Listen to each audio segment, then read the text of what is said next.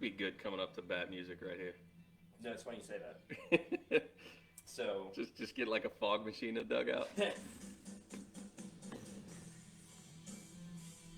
all right, here we are, week 12. It is 11:02, Are we on time today? April 15th. We're almost on time. Ish.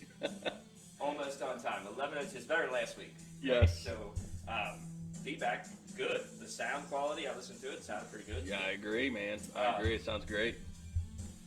Gosh, I love this. I love this opening, right? So, It's almost like a pause. Like, let's just listen to it. yeah, Let's not get carried away, though. just sweet. So, episode 12, right? Here we are, April 15th, tax day. Didn't even see us going there, but today is usually tax day. Alexa, stop. So, if you haven't done your taxes, get your taxes in, folks.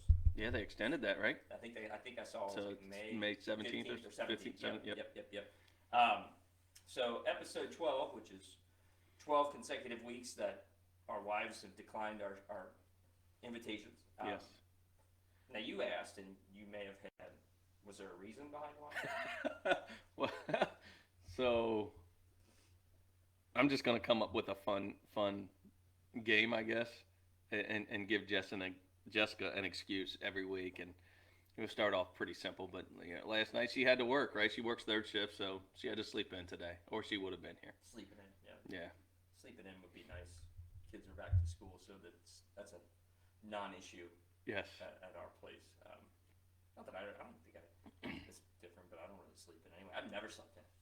I mean, not never, but like Right. just in general, like in terms of like sleeping in was a trend. I would be bucking that trend basically since day one. Yeah, I never, I couldn't, which was cool because each one of the girls went through their phase to where they were like early birds, and it was cool because I'd be up and I'd go downstairs and I'd have coffee down by myself, and there was like a 6-7 month window to where Grace was an early bird. Yeah. So every morning it was just her and I. Every morning, just the two of us, and then Paige went through a phase where she was like that. Audrey went through a phase like that. So in their lifetime, it was kind of a cool moment to reflect on because I'm up downstairs, Yeah. and you see one of them, and it's like, how was your day? So just having that little bonding time was pretty cool. So what I find is raising 3 girls is entirely different than raising 3 boys. I could, yeah.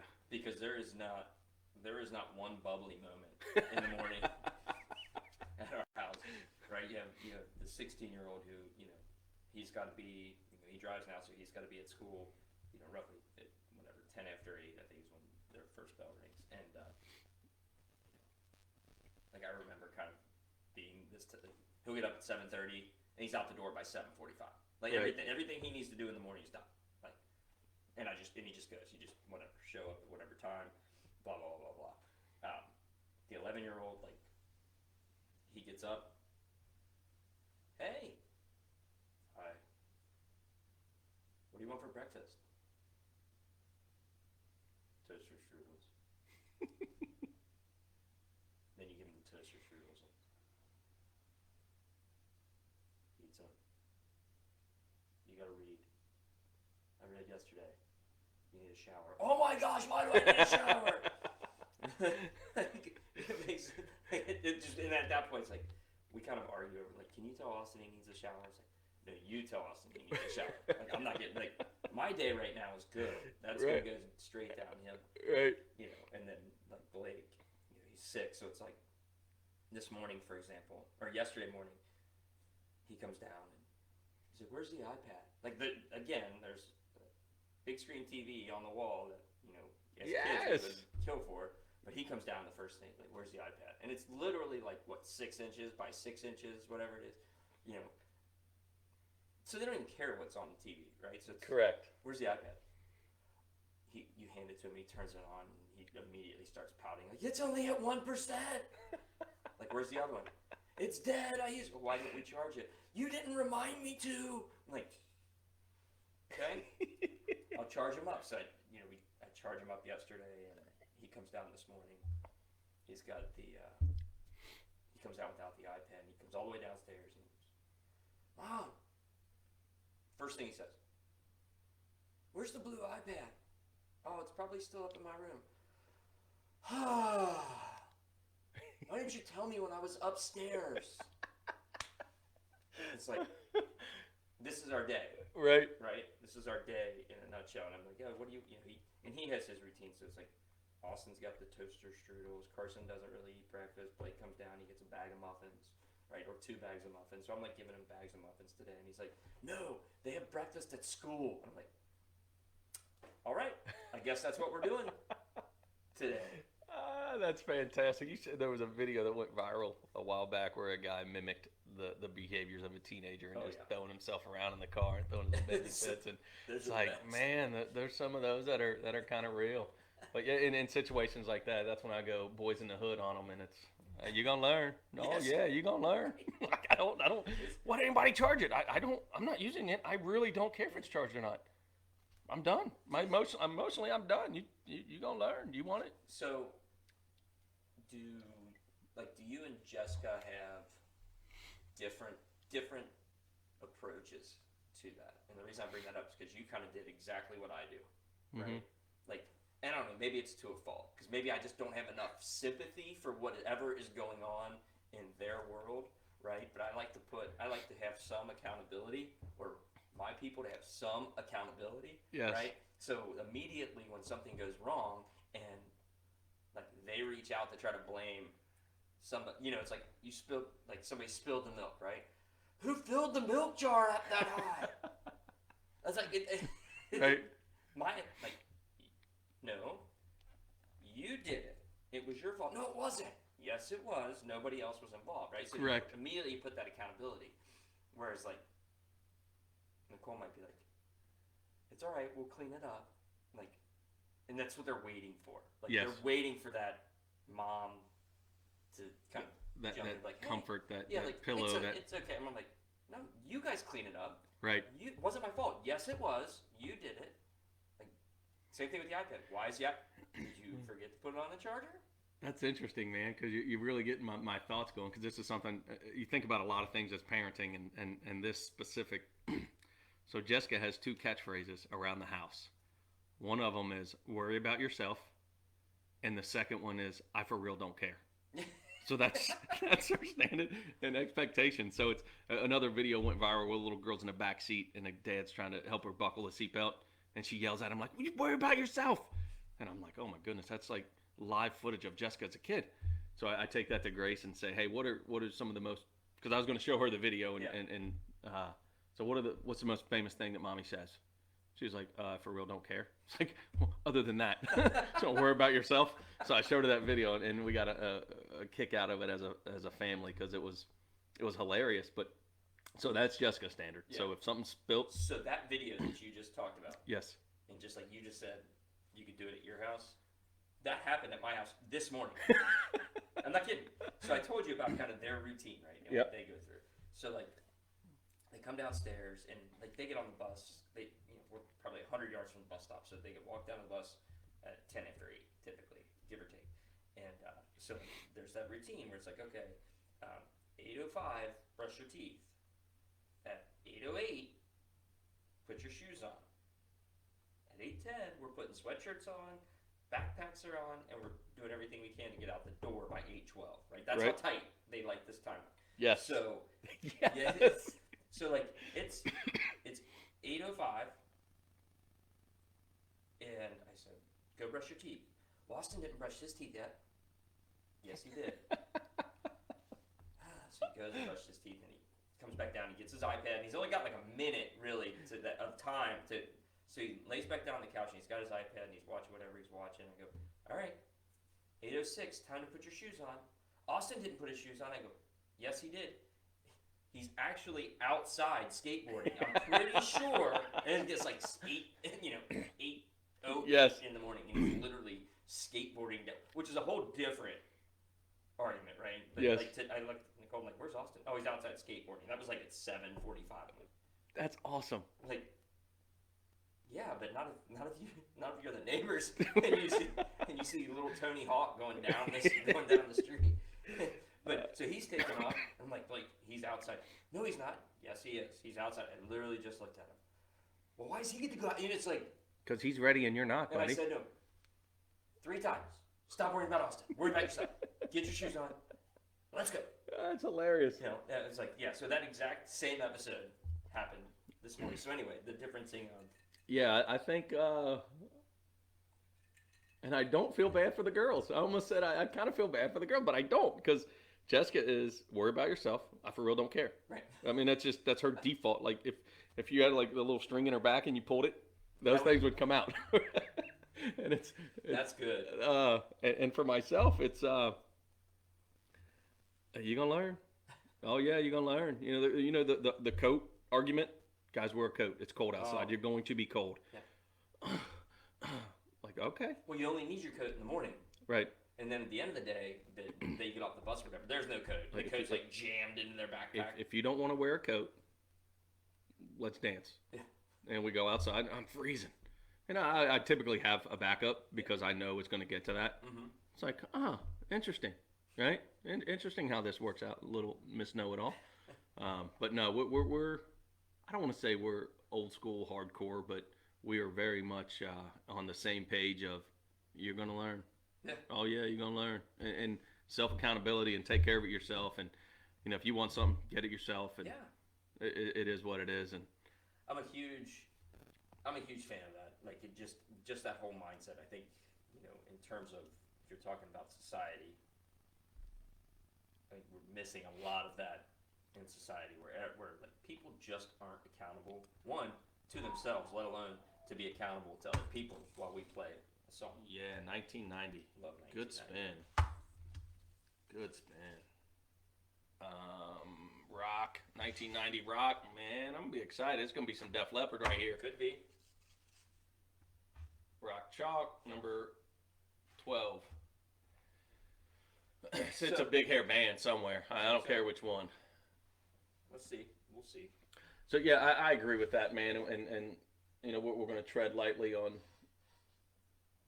how to parent and what's wrong with society because that could be a whole. Alexa, play Double Back by ZZ Top. All right.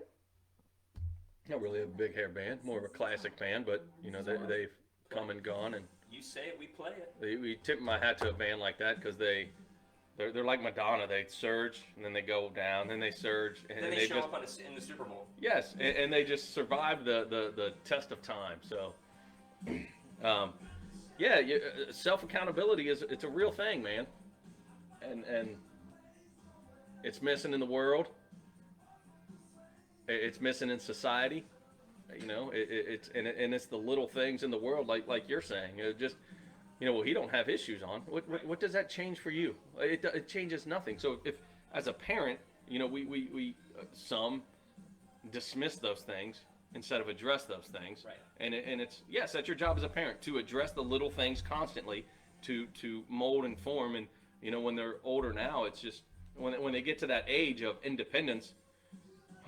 You can kind of relax a little bit, right? They're all going to go through their middle school we call Audrey, she's a little snot in middle school. We call her Snodry right now because she's not a bad kid. She's not a rebellious kid. She goes to her room. She likes to spend time alone. And it's like the hugs are less. Yeah. So like I'm a hugger, right? With the girls. I love them, right? And every time they're around, they just know a hug's coming. So she'll just lean into me. So every now and then you get a good hug. Close enough. But sometimes it's like, Dad's going to give me a hug. But yeah. I mean, we could go down that rabbit hole a lot of society. It had nothing to do with parenting. It's just take responsibility upon I yourself. don't know, man. I think it has everything to do with parenting at some point. Right.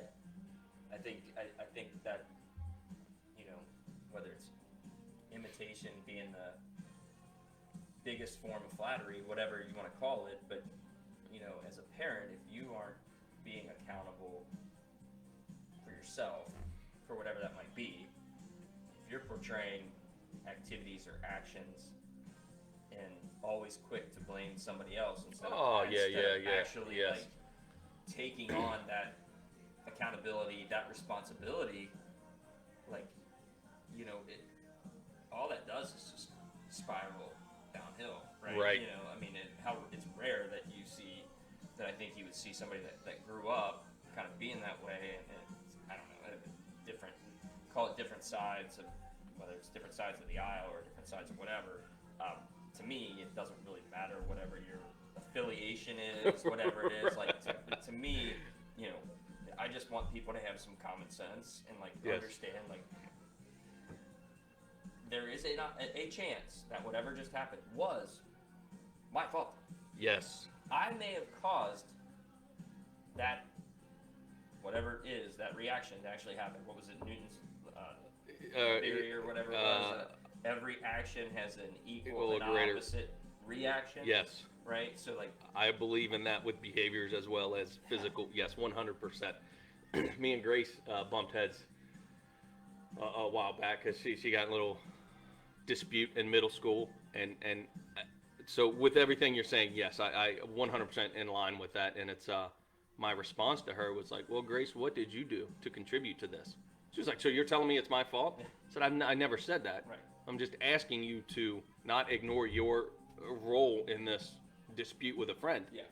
Was there anything that could have provoked or led them down a path? So, and it's funny that we're talking about this. So Jessica's on a call and yesterday at 5:00, and because she's doing some stuff at work where she's leading, her and another nurse are leading this study.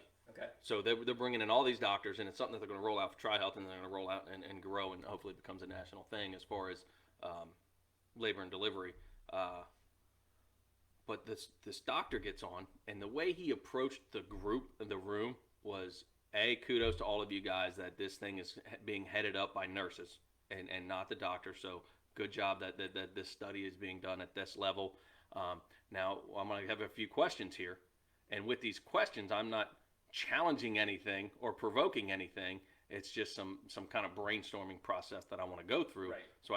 So he set the tempo instantly, because he knows that people take pride in their work, and if you question something in a certain manner, you're questioning them instead of what they're doing.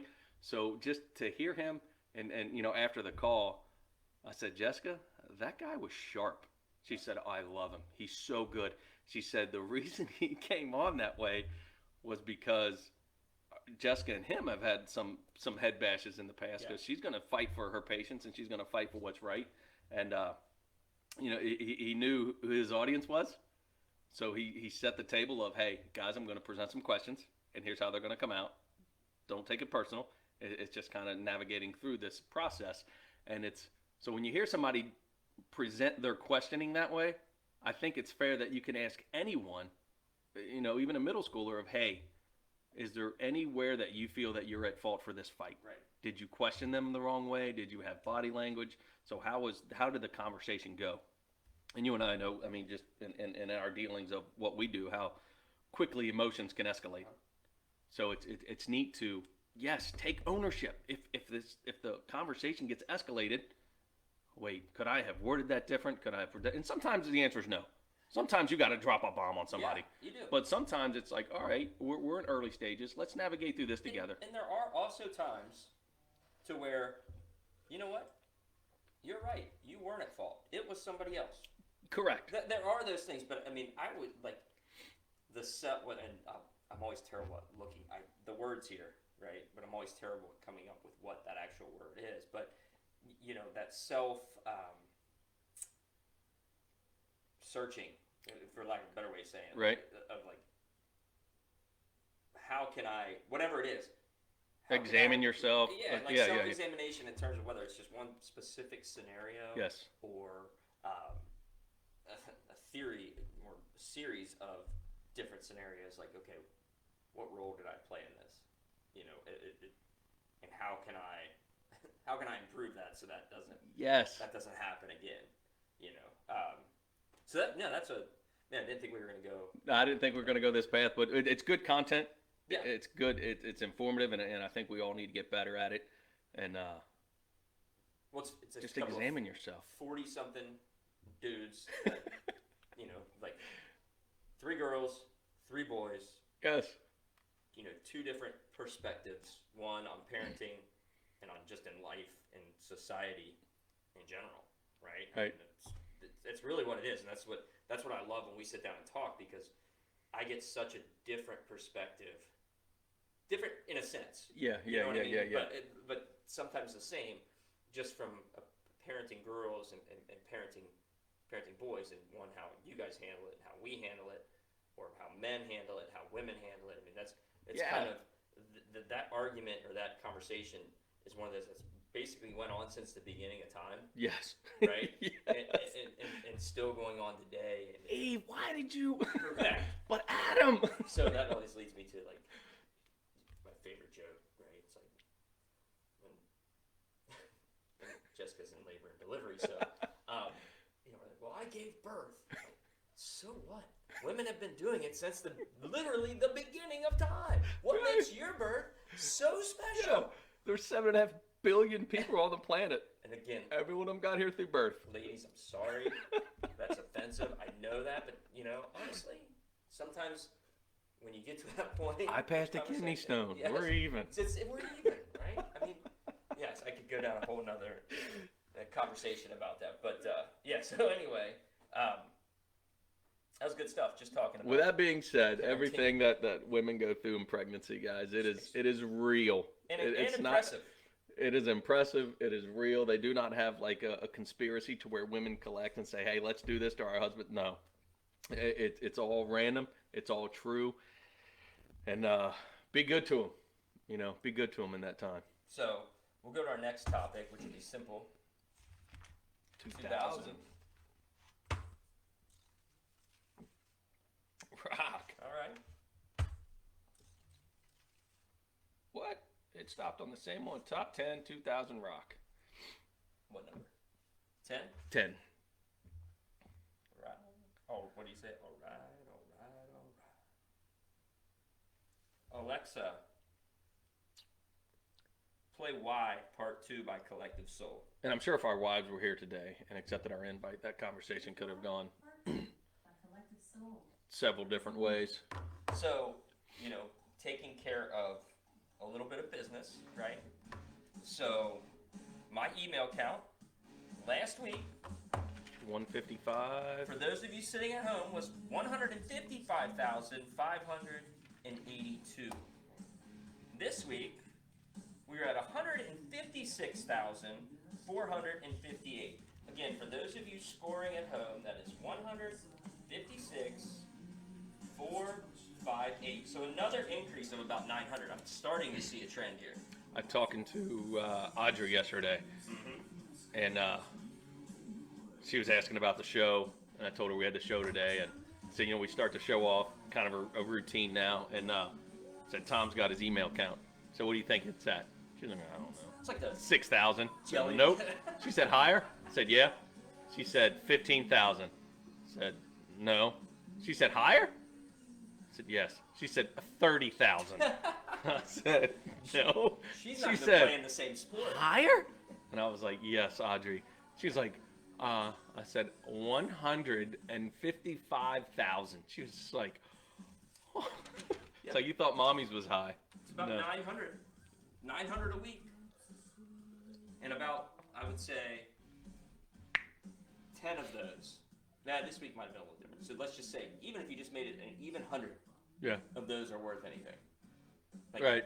Like, the rest just spam, junk, whatever. So, I don't know if I can. So, when you're working and you set up all of your showings, and you get showing notification accepted, do you delete those? No. Oh my goodness. No. And I, So you get showing notification that your showing has been requested, showing has been approved, feedback for showing. That's each house you show, you get 3 emails minimum. And if you don't give them feedback, you get another. Clearly. Please give feedback. Clearly. I'm gonna go back, okay? Because you asked. So that's another game. I'm gonna ask what emails you delete every week, just to run into this. Clearly, right? Your first question is, when you get those, do you delete those? So we are 6 weeks into. What about text? Nope, not unless it tells me that it's full. So if my voicemail is full, or I see it, my data is really slow or whatever. Right. Well, showings, like No. showing. No. Wow.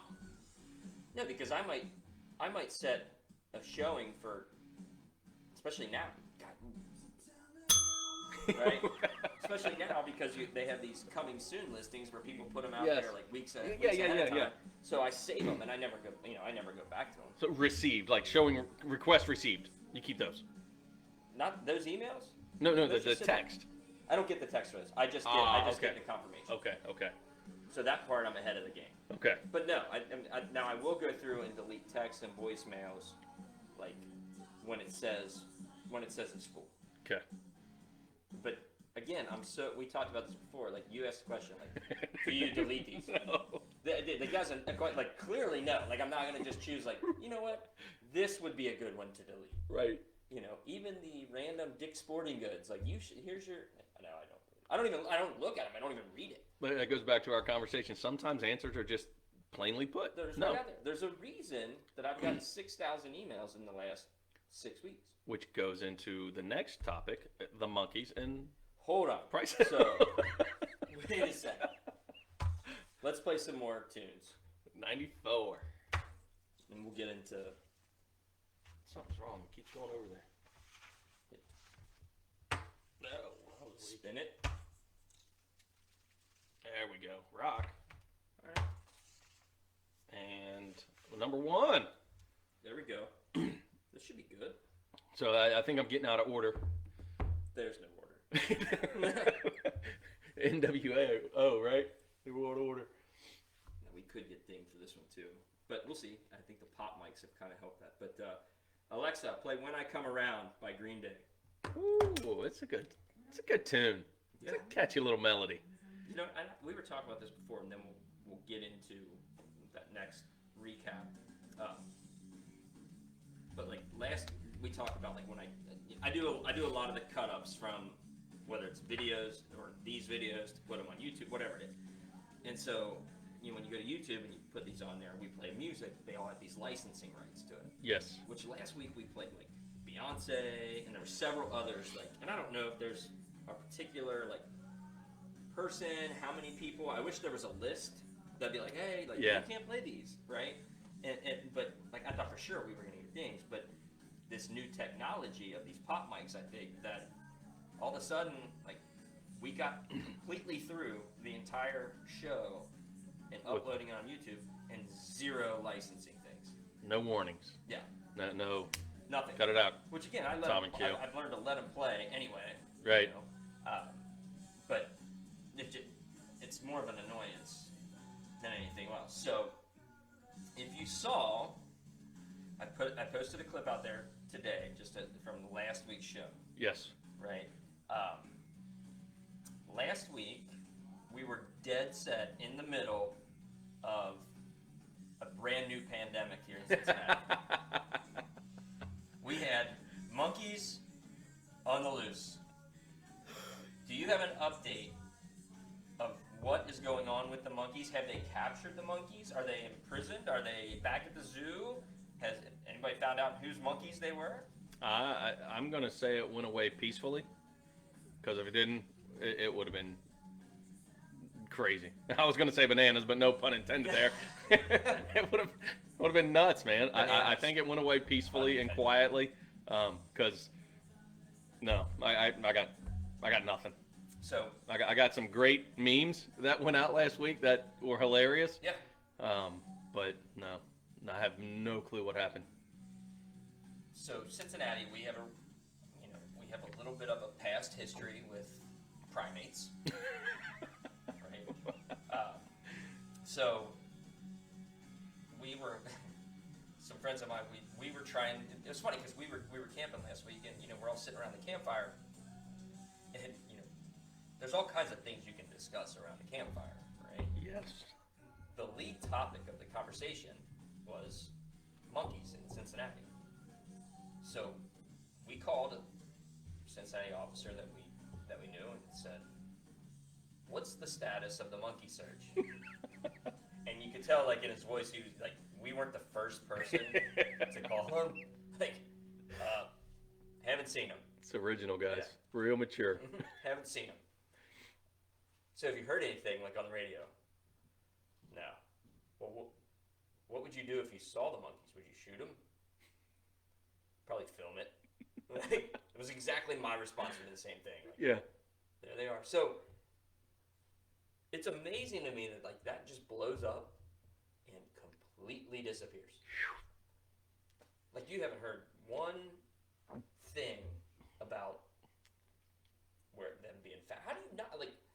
I've been to Price Hill. Like it's not a forest. Like there's houses and businesses. It's a concrete forest, if Yes. anything. Yeah. Buildings, everywhere. Like, how did 5 monkeys just sneak back into wherever they are, or civilization, or whatever, or quite possibly, did this just never happen, and nobody wants to admit the fact that they fell for their being monkeys in the cemetery or wherever they were. Right, 100%. Yeah, I don't know. It kind of sets what I said earlier. Here we go. It went away peacefully. So Brad says it was a hoax. So what do you know, Brad? Catch us up on, like, if you know for a fact it was a hoax. I believe you, but if you know it was a hoax, like, did we miss something that they came out and said it was a hoax? Who started it? Any information? Give us a full report, because this wasted a lot of oxygen last week in talking about monkeys in Price Hill. So, Brad, if you want to call, we can put you on speakerphone. Yeah, we can call. I can put. Hey, if you're appropriate, we could probably even attempt to get you online. Oh, our first ever online guest. Bring them on camera. That'd be interesting. I don't know. We'll see. We'll see if Brad's up for it. Yeah. So Brad says it was a hoax. I'm on Brad's camp. In terms of kind of where that sits. Right, monkeys, Price Hill being a hoax. Yes. What's funny is I feel like the news and everybody else spent way too much time talking about it, knowing that it was a hoax. It was like 3 days worth of coverage. So what do you mean by hoax? Like it wasn't as big as what they thought, or there were no monkeys? There were no monkeys. Whoa. Yeah. Whoa. That's. So this show is going to be so fun today because I've got my show of the week where it's going to go. It's going to lead down to some of these types of things. So. All right, so there were no monkeys. So no monkeys. So when we sat down to do the show today, we were like, man, we haven't heard this might be a tough show because there's just nothing going on. Yeah. Period. Yeah. So last week there was nothing going on.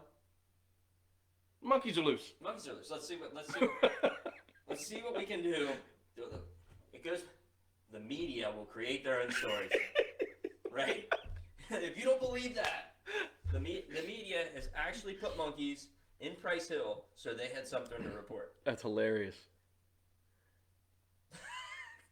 Monkeys in Coolica Park. Tell you what, the West Side is falling apart. I've been to Coolica Park. Like, I've never seen monkeys there. I know, and I know that they are redoing Coolica Park. So, like, I'm pretty sure there were contractors and everything there. So, what those contractors saw, who knows? So we can't even get. So Brad's not really even confirming that monkeys were a hoax now. Right. So he's saying he's heard them elsewhere. So maybe they hitched a ride. Maybe they took an Uber. So it went away peacefully. So so there's the hoax. Would you say let's let sleeping monkeys die? Yeah. Maybe not. Maybe die is a bad word. Right. So. Harambe. Yeah. If it went away peacefully, that's good, and we need to make things that bow out peacefully be a thing. We can't always make the news the tragedy. So the leprechaun story it says it reminds him of the leprechaun story from down south, or even better, like here locally, the clowns.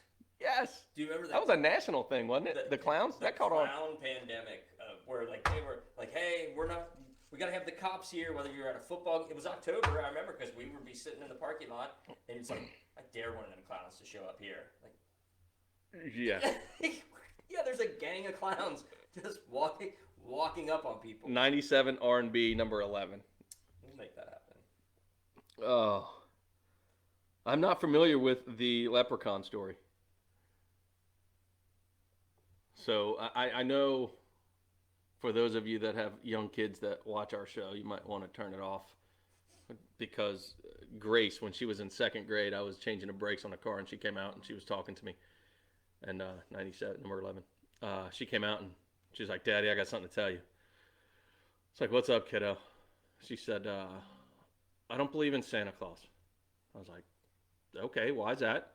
She's like, "I don't think I believe in any of those like mythical creatures and stuff like that." Alexa, play "Don't Let Go" by En Vogue. She said, "But I do believe in leprechauns." I was like, "Well, all right, Grace. I hope you find, Grace. I hope you find your pot of gold with that leprechaun. That's See, the most, and it was like July." so leprechauns, that's a tough spot for me, right?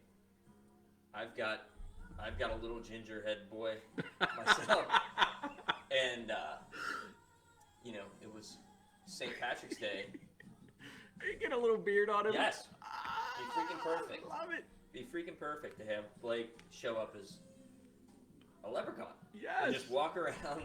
That would be one of those days. That'd be great for this show. Like if he was here, like and just prance around as a little leprechaun. Teach him to cling his heels. Yeah, that would be. That's good. So, talking about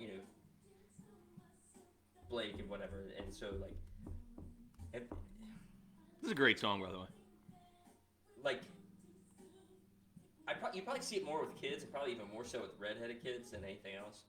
So like you've seen like the doppelganger. Yes. Okay, so like I feel like redheaded kids, like you're more apt to find that doppelganger of them. So like it's funny, like we were camping and when we go, Oh, that's funny. we're usually with like a decent group of people. Like, Yep. A couple of different families or whatever, and there might be families from different schools, and everybody kind of invites different people, so you get to hang out with people that you really don't know, right? You maybe have met them a handful of times, once or twice, or maybe not at all. And so I get there, and the people next to us, so Blake's 6, right? And he's pretty big for a 6-year-old. And like, we took a walk kind of around the thing, and she goes, "Oh, there's fake Blake." And so, and this boy, his name was Bradley. He's a cool kid, but like, I was like, no, and I was from a distance at the time. I'm like, no, he's way smaller. She goes, "Well, he's 4. She goes, "Just wait till you get closer." I'm like, "You get closer?" And like, Blake. they had the same freckles, same exact hair color, like same eyes. Like the only difference was like Blake was bigger. Right. Like if they walked up on you, like going back to like the leprechaun thing, It's like a you'd be scary movie. Like whoa, like what is going on? Like these two kids. Like I was asking myself like, why is that just with redheads alone? It's like there's doppelganger. Yes. Doppelganger. Like that's Like a scary movie. A bunch of little Yes. 4-year-old redheaded kids Yeah. walking up on you. What was The Great Outdoors? You remember the movie The Great Outdoors? Yes. Where Uncle Roman had the 2 twin redheaded daughters, and they would just randomly appear, and they would be staring. Like that's kind of how it was. So Brad says, look up the leprechaun in Alabama on YouTube. All right. That's homework for next week. We'll talk about that. Yes, Leprechaun in Alabama. God, it's going to be so perfect. Alabama. So I learned a new word for coincidence is synchronicities. Okay. So I'm jumping ahead here because Yeah. there's just so many things going on with the show of the week. Yeah. So I don't have one this week. I don't even know that I turned my TV on this week. It was a crazy busy week. So it's good to do this show, to stop and just kind of relax. But I'm just going to bring up a show from the past that I was thinking about. It's called Hellier. It's out of Hellier, Kentucky. Okay. So there's these 2 local people from Cincinnati that got this random. So they're into ghost hunting. They're into the supernatural, and so I have a guilty pleasure of I'm curious about those things. No, I have never had a ghostly encounter in my life. Okay. Nothing's ever moved. It's just I think it's neat. I don't watch a lot of the ghost shows because they seem a little far-fetched and they seem staged. But there are like Mothman prophecies and stuff like that where you just look at a town and it's like, that's a lot of weird stuff going on. Yeah. And so I get intrigued by those. So archaeology shows I get intrigued by. But anyway, this show Hellier, it's based out of Hellier, Kentucky, which is down by Point Pleasant, West Virginia, Okay. which is the So Mothman. it's further east, Appalachia. Yep. Yes, 100%. Okay. and it's Pikeville, Kentucky. So that's the region of Kentucky that all this takes place. This ghost hunter guy that has a ghost hunting show, he gets a random email about little goblins that are running around this guy's house. So they blew it off at first. It's like, give us proof. So they send like these little footprints, and they were like, it looks kind of neat. So they ultimately end up investigating it, and they go down. And the guy that's sending these emails doesn't exist. It's like, where is this guy? Like, who got us down here? So they can't find him, and then they start getting other emails from one of those guys' name is Terry Wrist. Okay. So if you say it fast, it's terrorist. But there's a story in like Hopkinsville, Kentucky, which is West Kentucky. Okay. And then you got Hellier, Kentucky, and then you got your Mammoth Cave system all under Kentucky. So it's like, what's the deal with these little goblin things that have, through the history of time, goblins in northern Kentucky? So these goblins, though, they're looking for an actual, we'll call them living thing. Yes. Like a living, breathing, faceless. Yes. Some type little kid size. Yes. It's they're not looking for a statue. They're looking for. They're real live, moving, leaving footprints type things that harass people and knock on the windows, and so which is neat because that's where it starts. Yeah. So that's like there's 2 seasons, and midway through season 1, it kind of abandons. Alexa, play the X-Files theme. Go on. So as they investigate this and they get these other emails, and some of these emails are coded that they start breaking down these emails, and it keeps you captivated because it's the coincidences. So how I was planning on talking about little goblin people, we're talking about little monkeys and little leprechauns. So like the synchronicities of our conversation, which we didn't plan at all. Right. So the entire show is about that. 2 seasons full of, whoa, like what are the chances? So they break the code of this last name, and it's like Porter. So they go down to Pikeville, Kentucky, and they're walking around, and they find this. They're looking for an old bar that existed. It's no longer there. And as they're walking around, they look down, and huge on the ground is the last name Porter, and it's like, why? Hold on a second. So the whole show is full of that, and it's captivating to where it kind of leads you from the Appalachian Mountains to like the Mothman prophecies, and how they're the people in the town are like, no, nothing goes on here. And they know, well, except for one time I heard. It's like, oh, hold on, like why are people holding out? So it's an interesting storyline. Those wives' tales that just kind of pass from generation to generation to generation. There's another show that I watched called Lore, and it's folklore. Okay. And it's like where these stories originated. Yeah. Which I fell in love with. That is like, that's where that expression, or that's where that story came from. So Hellier is there's a lot of. And where is that located? Where can you get that? That is on, I think that's Prime as well. So Hellier's on Prime and Lore's on Prime. Okay, so both are on Prime. Yep. Okay. So yeah, check that out. And, I told you beforehand, like, man, it's weird. Like, I've got a show that I'm starting, and I would bring that up today, but actually, like, you kind of going back, like, hey, I watched this in the past, and kind of staying on, with the music playing and everything like that. Like I like you. Like, I am a huge. I don't know if I'm a believer or not. Yeah. Okay, like I don't know that. I'm just so captivated by all of that weird, I guess you can call it supernatural or super coincidental. 100%. Whatever word it is that you're looking for. Synchronicity, which I learned. Like you're always, we talk a lot about like why. Everything is like, I gotta know why. Yeah. When you start watching shows and you start asking those questions, that just leads you into another show. Yes. Right? So like, back. She won't come on, but she'll comment. So, that's true. I wasn't even going to go down that rabbit hole there, or Munchkin Land. Can we say Munchkins on? I guess we could say Munchkins. I think so. I mean, if Keebler can say Keebler Elves, I think we Munchkin Land. Can they say Keebler Elves anymore? I don't know. I don't know. We're not here to offend anyone. No, we're trying to understand what is offensive or not. See, this is where we take ownership. Yes. And to where we mix up. Correct. emotions, and we're trying to take accountability on our verbiage. So because I know so much about Another I'm going synchronicity. to come back to what my show of the week is. Man, do we have any other creepy song? Alexa, play the theme to Unsolved Mysteries. Ooh. This used to scare the heck out of me growing up. You hear that come on, like, like I think I'm already getting goosebumps just waiting for this to come on. So yes, this is great. So we'll talk. Since she brought it up, we'll talk about Munchkin Land, right? So we live in Corning Township, Cincinnati, Ohio, and growing up in high school, we used to drive around this place in the dark and swear these old wives' tales, these folklores, right? And there was a place. It was called Handlebar Ranch, and the rumor was that there were munchkins running around, and whatever, and they would come out and they would shoot things at, kind of like your goblin story, right? Yeah. Like they would just do things to annoy people, and like people would see these munchkins or goblins or whatever they were. Right.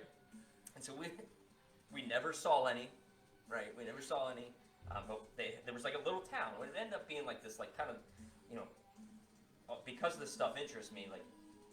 I read a lot of, like, anytime I see like those types of things, especially Yes. around like Halloween, like I'll look at those types of things, like even like Most Haunted Ohio, like I've read stories in those books, and so I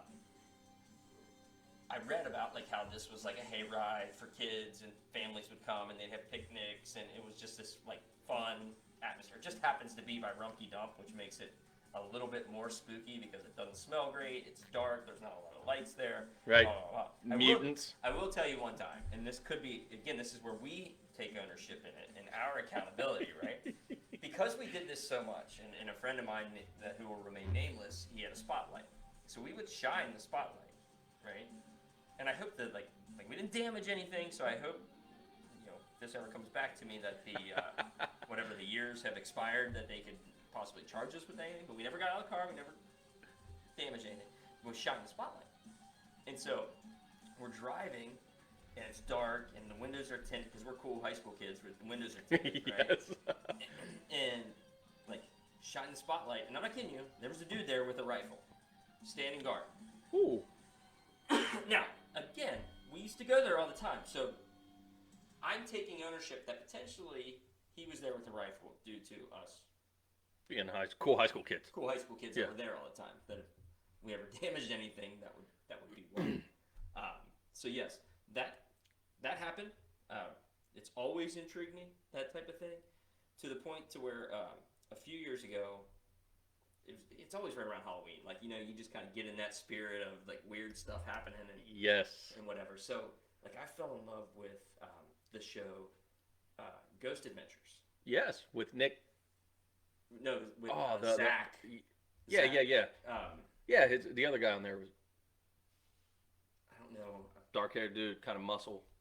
So Ghost Adventures is, you might be thinking Ghost Hunters. Yeah. Okay. So I never got into, no reason in particular to get into Ghost Hunters. I've seen episodes of it. I know who you're talking about. But like Ghost Adventures, the guy's name was Zach something. I think it started with a B. I forget. But it's like 5 dudes, right? That they have like all these weird equipment. Right. Right. Like. Yeah. Yes. And you hear like. Dude. Did he say my name? Like you can't really understand it, right? But it's like it's kind of that. Is it manipulation? Right. Did this stuff actually happen? But I started setting my DVR and I was watching like every episode, like, and then they would go back to places and like it was all, and they would do their research and they would read up on these certain places. Yeah. And would have all the backstories for these things that apparently had taken place. Right. And then some of the weirder ones, I say weird, I don't care what anybody's opinion is on it, it's just scary and weird to me, but like when they would get into like, they had a couple, that kind of turns me off, but the exorcisms where they'd go into people's house and they like do like, no, like take me to like a mining town, take me to some old town, to a place that was a haunted building, and see if you can talk to those people. You know what I mean? Like whatever. And Right. like you sit there and watch, it's like, dude, freaked out. And then the guys stand there, it's pitch black and quiet, and you see, oh my gosh, did you feel that? Right. Yeah, I felt it. No, you did. Like, maybe you did. Maybe you didn't. But like, so Ghost Adventures to me, and I haven't watched it in a while because I was completely caught up. But I will tell you this, okay? So I had a dream one night. This was probably about a year ago, and this is really like personal. All right. All right. So this is free information, right? But it makes me feel crazy at times. Right. But I think it had everything to do with like you know how you fall asleep watching something. Yes. Or no, it's kind of like that osmosis. Yep. So like I fell asleep watching it, and I'm not kidding. Like I woke up one time, I felt like I was having a dream, okay, and I couldn't breathe, and there was like this giant spider, and he was literally like sucking the life out of me, like, and I could feel my heart beating so much, and I've got an Apple Watch, and I had an Apple Watch at the time. Yeah. And I remember in my dream, like, trying to look at my Apple Watch to see what my heart rate was, like, if it's going to explode or whatever. And, I remember sitting there, basically telling it, like, repeating, like, some of the stuff that they had said on the show, like, the exorcism type stuff. Yeah. Like, Jesus Christ is my savior. And it was like, and it, like, I woke up and I'm like, and I remember shaking. I'm like looking over at Nicole, and she's still sound asleep. I'm like, I know. I was sitting there like totally freaked out and like shaking the bed. And like I remember trying to hit her, like I can't breathe, and like nope, she's just there like sound asleep. I'm like ever since then, like I'd be like, you know what, I might not watch that show. There's a I can't remember. I think it's on Netflix. There's a show about that exact thing that you're talking about. So it is a real thing to where you're in a certain state of sleep. Yeah. And your oxygen levels, and you're kind of awake, and you're like in this hybrid state, and you get like paralysis, and you see things because you're still in like a state of sleep. But there's a show on Netflix that an old friend of mine told me to watch it probably 6 or 7 years ago, and I watched probably an episode and a half, and it just wasn't really for me. I turned it off. It wasn't. She was like, it's the scariest thing I've ever watched. Because, I mean, you wake up and it's exactly the state that you're in. And some of the things that happens in people's heads of seeing that.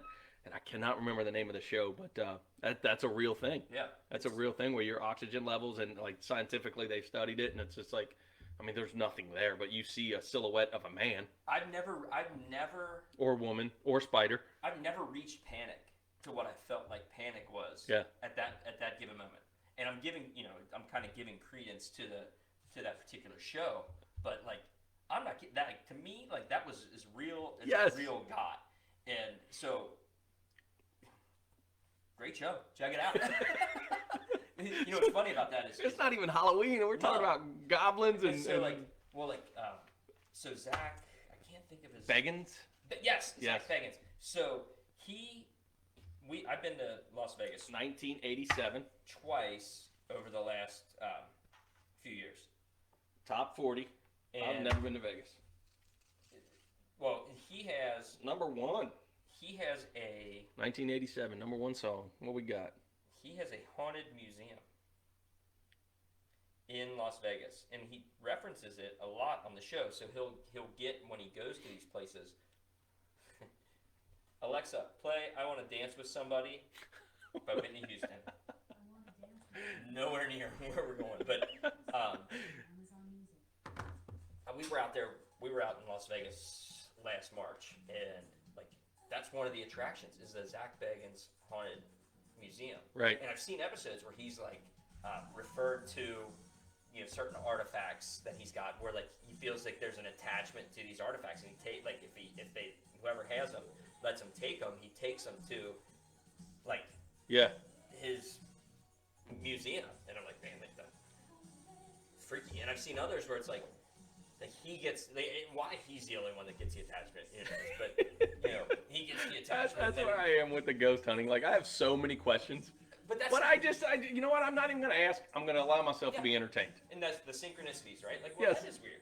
Yeah. Right? And you don't know what's going on behind the scenes. Right. Not everybody is as open as we are behind the scenes. Correct. Right. But it's So ghost. and I didn't know this about you, that you had a fascination with this unknown. Yeah, I do. It's so and even like you said, like the archaeological, I think that's the word, finds. Yes. Right? Like I love like going back.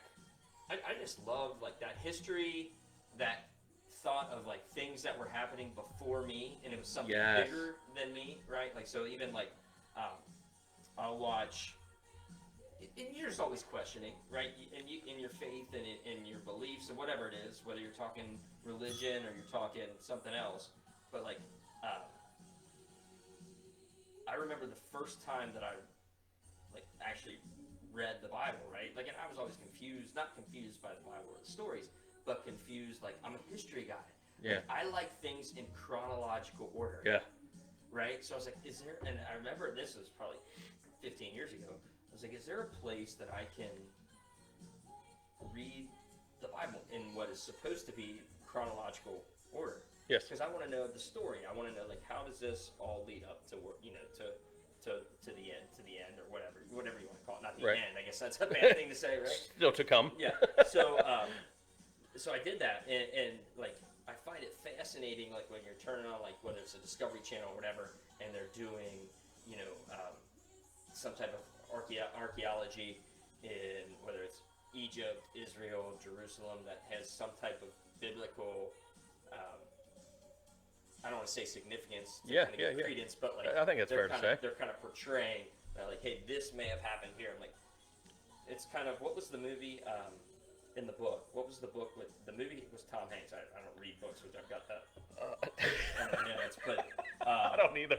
if there's a movie about it, Rodney Dangerfield, In and Out in 2 hours. Yes. What's the dang Da it. Vinci Code? Yes. Right. So like that type of stuff to me, like those synchronicities and those coincidences and those weird, like societal, Yeah. like things like that. Like this could be a whole show, and maybe it will be come October. Oh yeah, our special Halloween. Yeah, our Halloween like, special. I got that backwards, but like you look at like the. So there's a show on Amazon, another one, as The Naked Archaeologist. Okay. He is dressed, Okay. but he just strips it down, like everything about it, and he is in support of biblical findings. Yeah. And people that he deals with are the scientific world. So I think when they write the show, they do a great job, because they question each other back and forth, and it's when they have these findings, it's the synchronicity of, well, scripturally it does mention these things happen here. Yeah. And then archaeologically, It's close enough. you're finding them here. Right. Like, isn't that coincidence enough? Yeah.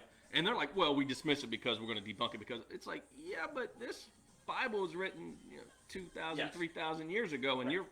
you're stumbling upon, when you read it in chronological order, kind of how things happen and where they happen, and you're stumbling upon places.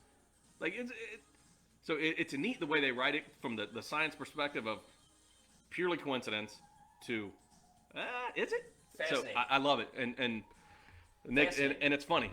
So the guy does a great job with it. So I'm with you 100%. From that stuff to whether it's medieval times type things, like to the birth of the United States, to the Civil War, to like all those things, man. Like, just, I'm not an expert in any of them, like to where I could sit here and tell you all these different things. I know if like, we could go back to high school, we would be great students right now.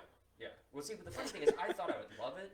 Yeah. And I tried to take history in college, and I was like, I don't want to know it from their perspective. Like, again, I was 20 years old, and like, I don't want to know I just want to read what happened. Can you just tell me what happened, then let's take a test, and then I'll get a grade on it. And, It's Titanic. It sank. We get it. Correct. Like, I don't need Jack or Rose's perspective on the boat as it's going down and how beautiful it was. Like, Right. The boat's sinking, Jack's dead. Sorry, I didn't mean to ruin that for anybody. Yeah. But Jack does Spoiler die. alert. Rose lives along, probably somewhat happy, but maybe not as happy, because Sure, she missed Jack. Jack is gone. So that type of stuff, Mom's right. She is actually right. She's, I didn't really know she was listening. So, hi, Mom.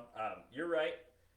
But I will, for argument for that history class, the Reds were in a playoff game with the Mets, and we had to get tickets that day, and it was a Monday night class, and no college students like Monday night classes. So, yeah, I didn't go to that one, but I think I still got a B. Right. So that works. And we're here. We're here. We're we are here with 3 people watching right now, so that makes us podcasters, webcasters. Yes, So, we're famous. famous. We're on TV. That's hilarious. So thank you, Mom. So, but yeah, with the Hellier people, they're kind of the jack of all trades in the world. So they do Bigfoot huntings. Yeah. They do the goblin hunting. They do witchcraft, not sorcery. I'm sorry, but like witchcrafts and like tarot cards and seances and ghost hunting. So they're completely in the world of the unknown, which is neat because their background kind of dabbling into the jack of all trades in that world, it really is exposed in the show Hellier because it's no matter what path they go down, well, we've dabbled into this. We have an understanding of this. We know somebody that does this. We're in this. And the coal mines of Appalachia is just So from weird. Let me ask you this. So of the things in the shows we just talked about, right? If the Helliers or like Zach Bagans came to you and said, "Hey, we want you to be part of our team for this one exploration," Without question. you would. Without question. Yeah, I don't know, because I get it's even from growing up, right? Like, hey, you want to sleep out in the cemetery? No. So the Oxford Light, right? You've heard of the Oxford Yes. Light, right? So Yes, that's a local one, now- and that's a good one. Have you seen it? Yes. So have I. So we go out, and I didn't know what to expect. Gosh, we're going So down we is are. such a- This needs to wait till October. Yeah. But we go out, and it was like 8 of us, 2 cars. We set up at the end of the street, and we flash the lights, and you see a little motorcycle light come over a hill, and then you see the brake light, and then it's gone, right? I was expecting like a light. Yeah. Like everybody's talking about this light, so I just saw a motorcycle, and I was just like, "Oh, that stinks." And they're like, "No, that's Did the you light." hear it? Did you hear it? Well, I'll get to that. Okay. So 2 cars, flash the lights, do the thing you're supposed to. You see a little motorcycle light, you see a little tail light. Yeah. It's like, huh? It's like right over that ridge. Hey, we're going to take this car and park on top of that ridge. When you see our brake lights turn off, count to 5. You guys flash your lights, and I want to see this light right there. Yeah. Right? So they flash their lights, and we're next to this barn. Yes. It's the same distance. It's still way back there. Yeah. So I'm like, oh, that stinks. And you see the tail light? And at the same time the tail light went away, I heard this thud in the barn. So I'm with Goosebumps. friends. So I get out of the car and I'm standing on the bumper so I can see over the ridge. The other 3 guys I'm with are staying in the car. So I'm like looking over. I'm like, oh, boom. And I had my hops back in the day. So I jump off the bumper over the car and I pull the door to the passenger seat and it was locked. So I'm like, you guys are cowards. Like, let me in. So they let me in. I jump in and I forget who I was with. I think Steve Schwab was in the back driver's side. He was like, what was that? And I'm like, I don't know. And my heart's racing. Synchronicities, And it was so loud. So fast forward probably 20 years later, we're talking about the Oxford Light. And my neighbor across the street, young kid, he's got his phone. He's looking it up, reading. The guy hung himself in that barn. It's like, dude. See, I had never heard that. Right. Or like, the girl somebody hung themselves in that barn. So the story that we had always been told was, it was like your 1960s, 50s, greaser, biker. Dad didn't approve. Dad didn't, it was the love story. Dad didn't approve. She sneaks out. He's going to drive his motorcycle across. Dad comes out. He freaks out. He wrecks his motorcycle. He dies. Correct. It's what was the song? Where, oh, where? Alexa, play Pearl Jam. Play Pearl Jam's Where, oh, Where Can My Baby Be? I think that's the title, right? Little help there. We need help because I want to hear that because that was what it reminded me of. Pearl Jam's never bad. No, it's true. So we're look that up because I'm gonna tell that it's great. We're gonna get background music today. Alexa, stop. Last Kiss. Play Pearl Jam, Last Kiss. There we go. So, so that's in my mind. Every time I hear this song, I think about that, right? Yeah, I do too. Because obviously Pearl Jam didn't create this song. Like, this was a song that was from the '60s. So, like, that was the story. It was the forbidden love, the biker. He was gonna go pick up, in my head, and I know you guys are picturing this too. Like, she had the big poofy dress on at the bottom. She's got the little pigtails, poodle dress. and she looks like. So I guess earlier I got to backtrack because I've never had a ghostly encounter. I would Oxford Light. I completely forgot about it. It's neat, and to hear that thud in the barn. When you said that, I was getting goosebumps. The whole thing was crazy, and yeah. So we would go. I've been a couple of times, and it was rare that we didn't see it. And like in your head, you're like, okay, is there a light? Like, is it a reflection? Is it a reflection? Like, where does the brake light come from? Like, yeah. Even when I drive, anytime I go through like Miami University or anything like that, I'm always thinking of that. I'm like I could go there right now. Right. And drive right to it, and we've been there a couple times. Like, seen it most of the time, so it's like, it seems awful. Happens an awful lot to kind of be that story, but then like you Ohio, that haunted Ohio, right? Yep. I had never heard the story about somebody hanging in the barn. Yeah, like, if you Google the story, it'll because that literally when you said that and you're like, hey, I'm outside the barn waiting for this thing to come, and then this thing comes, that's like ghost adventure stuff, right? Yes. Like that is like, oh my gosh, like this. So our experience, like we would take a car or two up there, and we'd park around the bend, and I remember, and I won't name who it was, but the person we were with, they had a video camera. Back then you couldn't just take your phone. Yeah. You had the camera, and so like he's outside the car, and we do the thing that you're supposed to do with the lights or whatever, and here it comes, and it gets to the top of the hill. Now, like, mind you, this was a full battery in this camera. I saw it. Comes to the top, goes through, the crash or whatever you see happens. Yeah.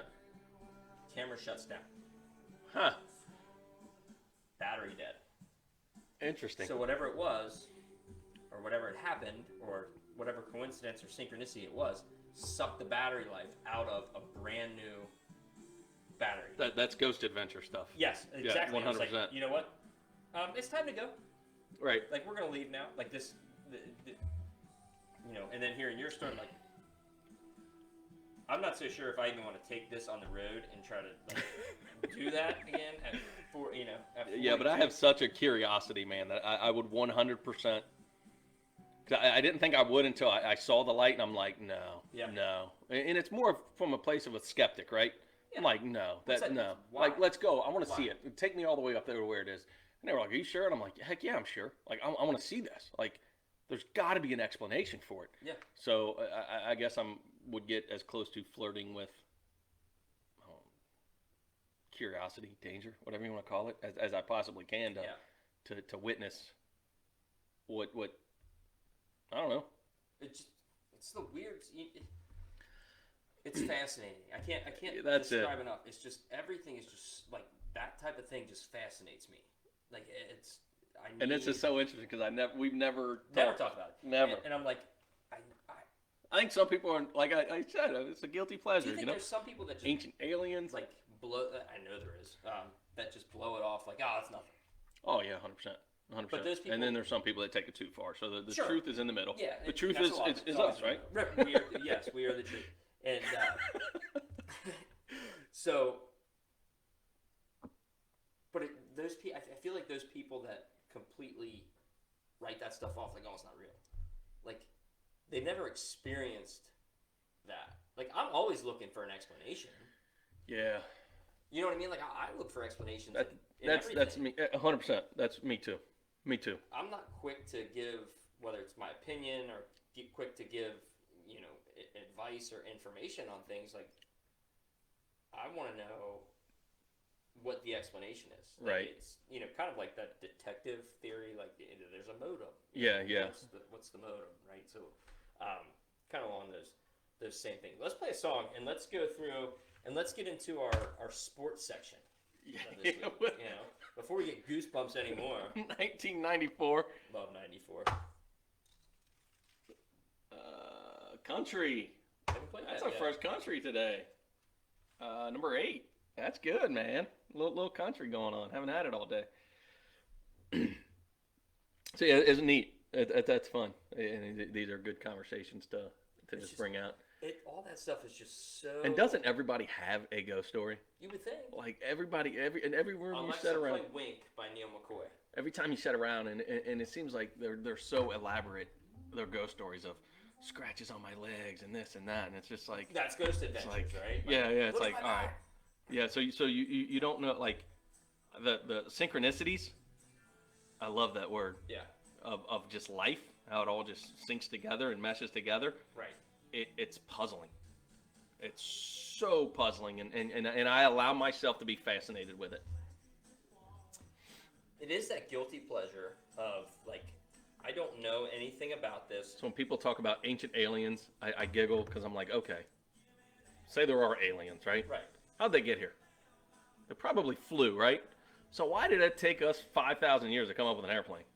Like you think, like when they flew here and set up shop, I'm like, hey, I'm gonna show you guys how to fly. Like so their technology, whatever their technology is, why did it take us 5,000 years to come up with what got us here in the first place? Well, how many times like And then they flew away, this is a or whatever. very, They're still very here. Who knows? interesting rabbit hole to me because you hear, especially over the last year, if you're on Facebook, you have this Facebook watchers, right? Like, Yes. So any curiosity that you have whatsoever, like all of a sudden it ends up on your Facebook feed. And so, President Trump, he created the Space Force, right? Yep. Then all of a sudden you're seeing things getting like, hey, like I don't know if I'm a fan or not, but I'm just always curious. Like on Facebook, like you get the things like it's from the Daily Mail. Mm-hmm. Again, it's like weird stories like Navy about to release UFO sighting from 65. Like, oh, okay, whatever. Right. And but all these things kind of synchronicities, right? Like all these things kind of start happening at one time, and then like here we are, we're talking about like ghost stories, right? And these things, and like the goblins, and like things that were like seem silly, but what might seem silly to us isn't always silly to somebody else because they have what they believe further information, more information, whatever. So like I've kind of done, I don't want to say a 180, but like on the whole like alien thing. Not that I'm a 100% believer in alien, but it's one of those things. I'm zero with aliens. I'm like, but why? Oh man, just for one, how'd they get here? But is that Hollywood telling, like you seeing this Hollywood picture, right, of these aliens and like, because somehow, right, we're able to, depending on what you believe, right, conspiracy, we're able to go to space. Yep. What makes you think that we are the most superb, intelligent being in all of space? Well, we haven't seen anything. That they couldn't. What's it called? There's people that are out there chasing Bigfoot, and there's no reported footage of an actual Bigfoot. Right. But yet, anytime any type of crime takes place or asteroid hits the Earth, like somebody's got a video of it. Isn't that weird? Like, right. Like you'll be driving down the street and like, look at this. I'm watching news. Look at this asteroid over some podunk city in Iowa. And Yeah. So why don't populated areas get any of this? But how does that person have their camera on them to where, like, you ever seen a shooting star? Coincidentally, at that time? You ever seen a shooting star? No. Ever? Never. I've seen a shooting star. I mean, it's literally. Right. I can't get my phone out fast enough. So the asteroid idea, it's the same thing. Like, that's basically what the shooting star is, right? So, like, how does that end up on camera? That's part of my skepticism is like, come on, man. You coincidentally had your camera out at that time. But in the same sense, like, I always am looking for that explanation of things, and like, I don't know if, and again, I'm not saying I believe one way or the other. 92 country, can't get away from country now. I'm just saying, like, 13. if there's anything I've learned, it's that I'm not going to dismiss anything. Yeah.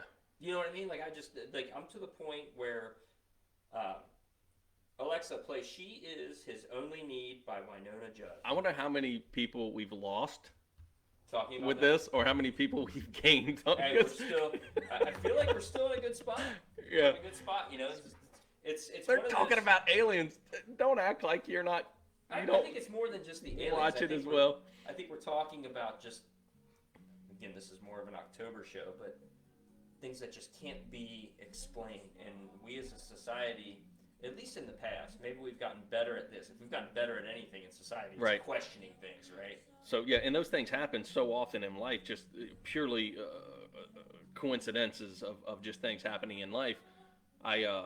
Grace was 12 years old, so this is 4 years ago. She was wanting to get into singing lessons, and I said, hey, I'll reach out to some people I know that know somebody.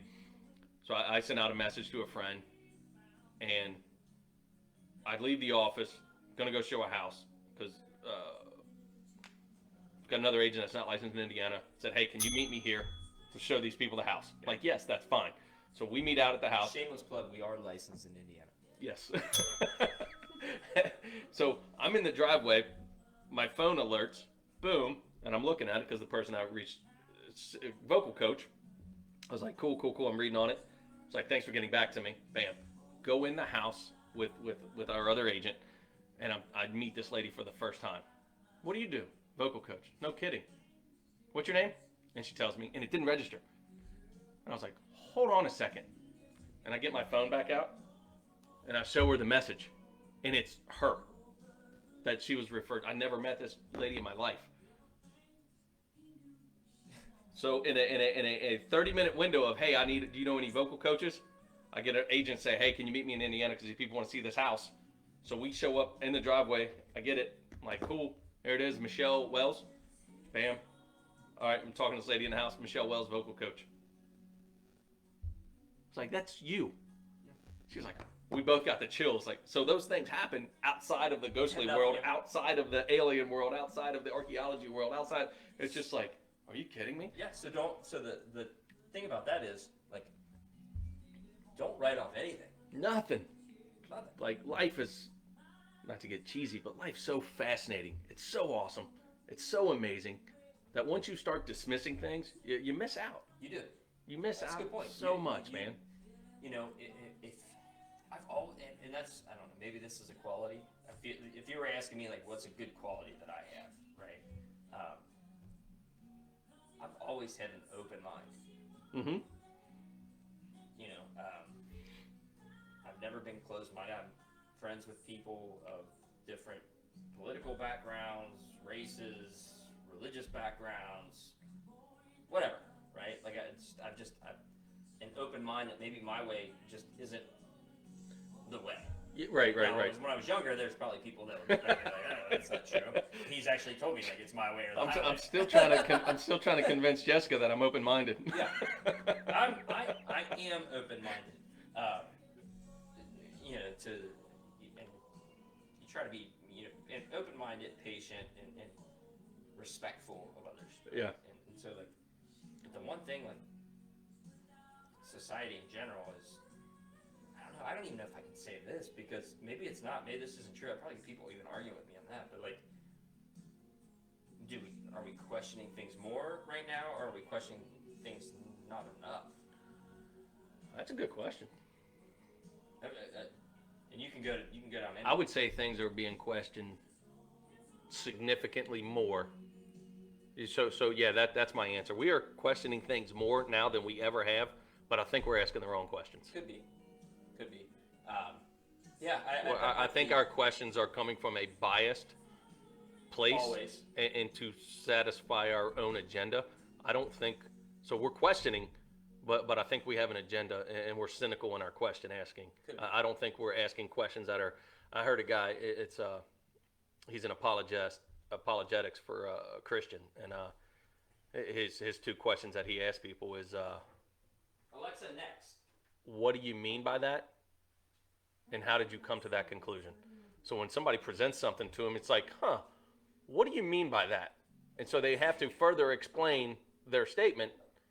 And it's like, okay, how did you come to that conclusion? So if you ask those two questions to anyone, I think they have to come from a place of due diligence and research and understanding of the point that they're trying to get across, if that makes sense. So what do you mean by that? How'd you come to that conclusion? Well, I don't know if there's enough, going back to answering my own question, if there's enough people doing that. No. We're all biased in our approaches in life, and it's so we're on this path today. So my favorite Bible verse is James 3:17. Okay. And it's heavenly wisdom that we have, and none of the things are what you would consider wisdom. The more characteristics of a personality. Sure. And one of those things are to be unbiased. And it's like, is that wisdom? Now that's a quality. So that's something in my life that I'm really been focusing on for about 2 years. Like everything I approach, am I biased in that?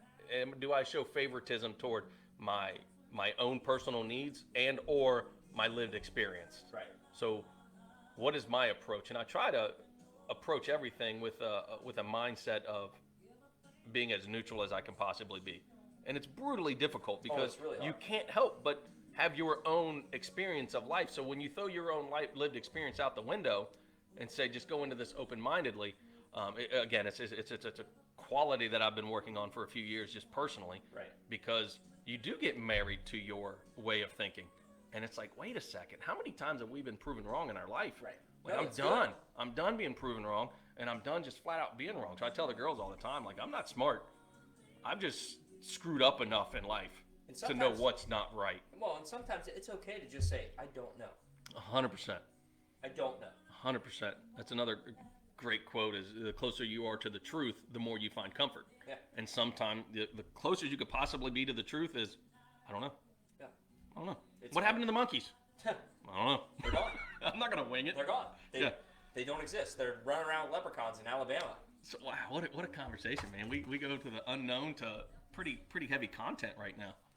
No, I mean it's life, right? It is, and life is the, what's funny to me as you say that is 01 hip hop. I love number and this 12. This isn't my quote, okay? And I heard this somewhere, and I just it's one of those things that just makes you think, and it's true. Like when people are like, "Oh man, you got to enjoy life. Like life is short." No, it's not. Life's the longest thing you do. Yeah, 100%. I agree with that. YOLO, right? Yeah. Yeah, you're right. You only live once. Don't screw it up. Right. Don't do something stupid. Life's the as far as we know, life is the longest thing that you know that you're gonna do. 100%, without a question.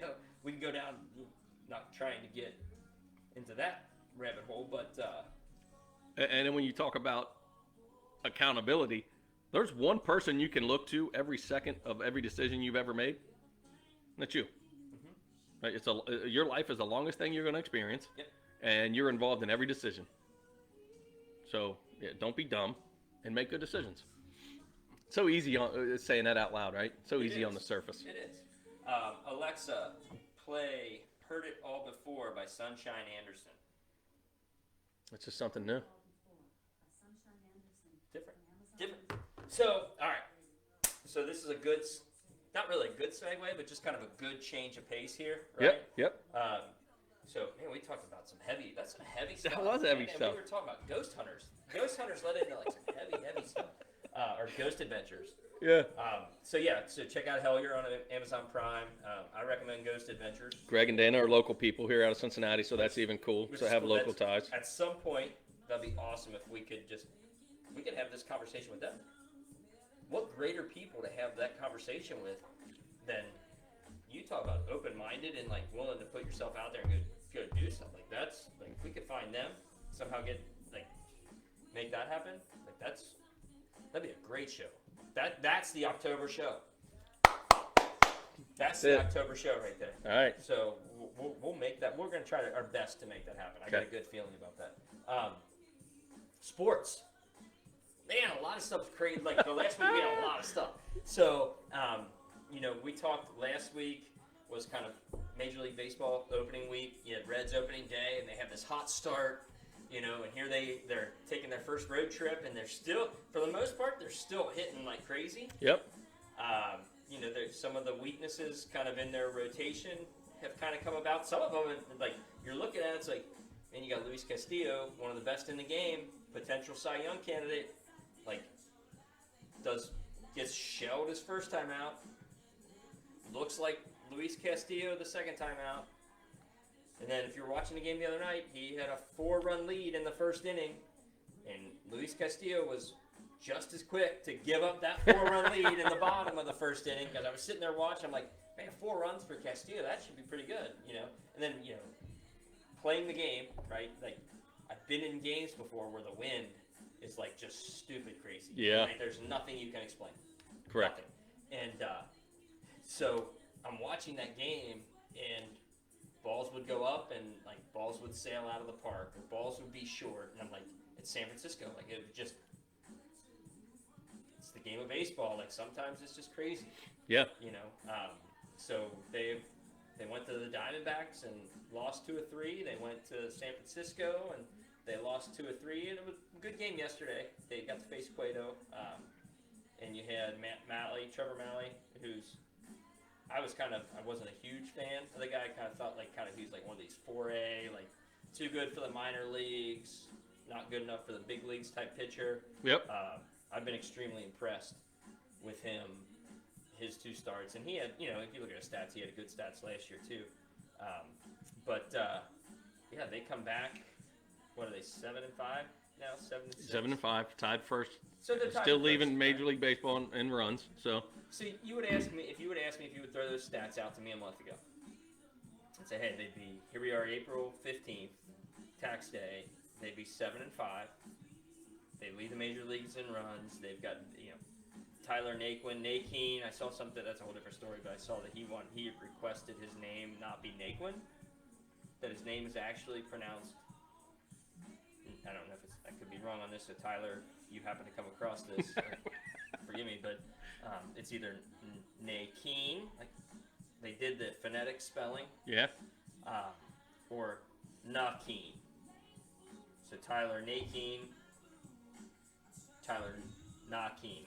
Keen I don't know instead if of the QU, yes, it's I don't know Keen. if it's a long A or what, but so if you told me that he would be basically up in the leaders for I feel a little upset that he's didn't wanna go, disrespecting the yeah. Q. So Keaton.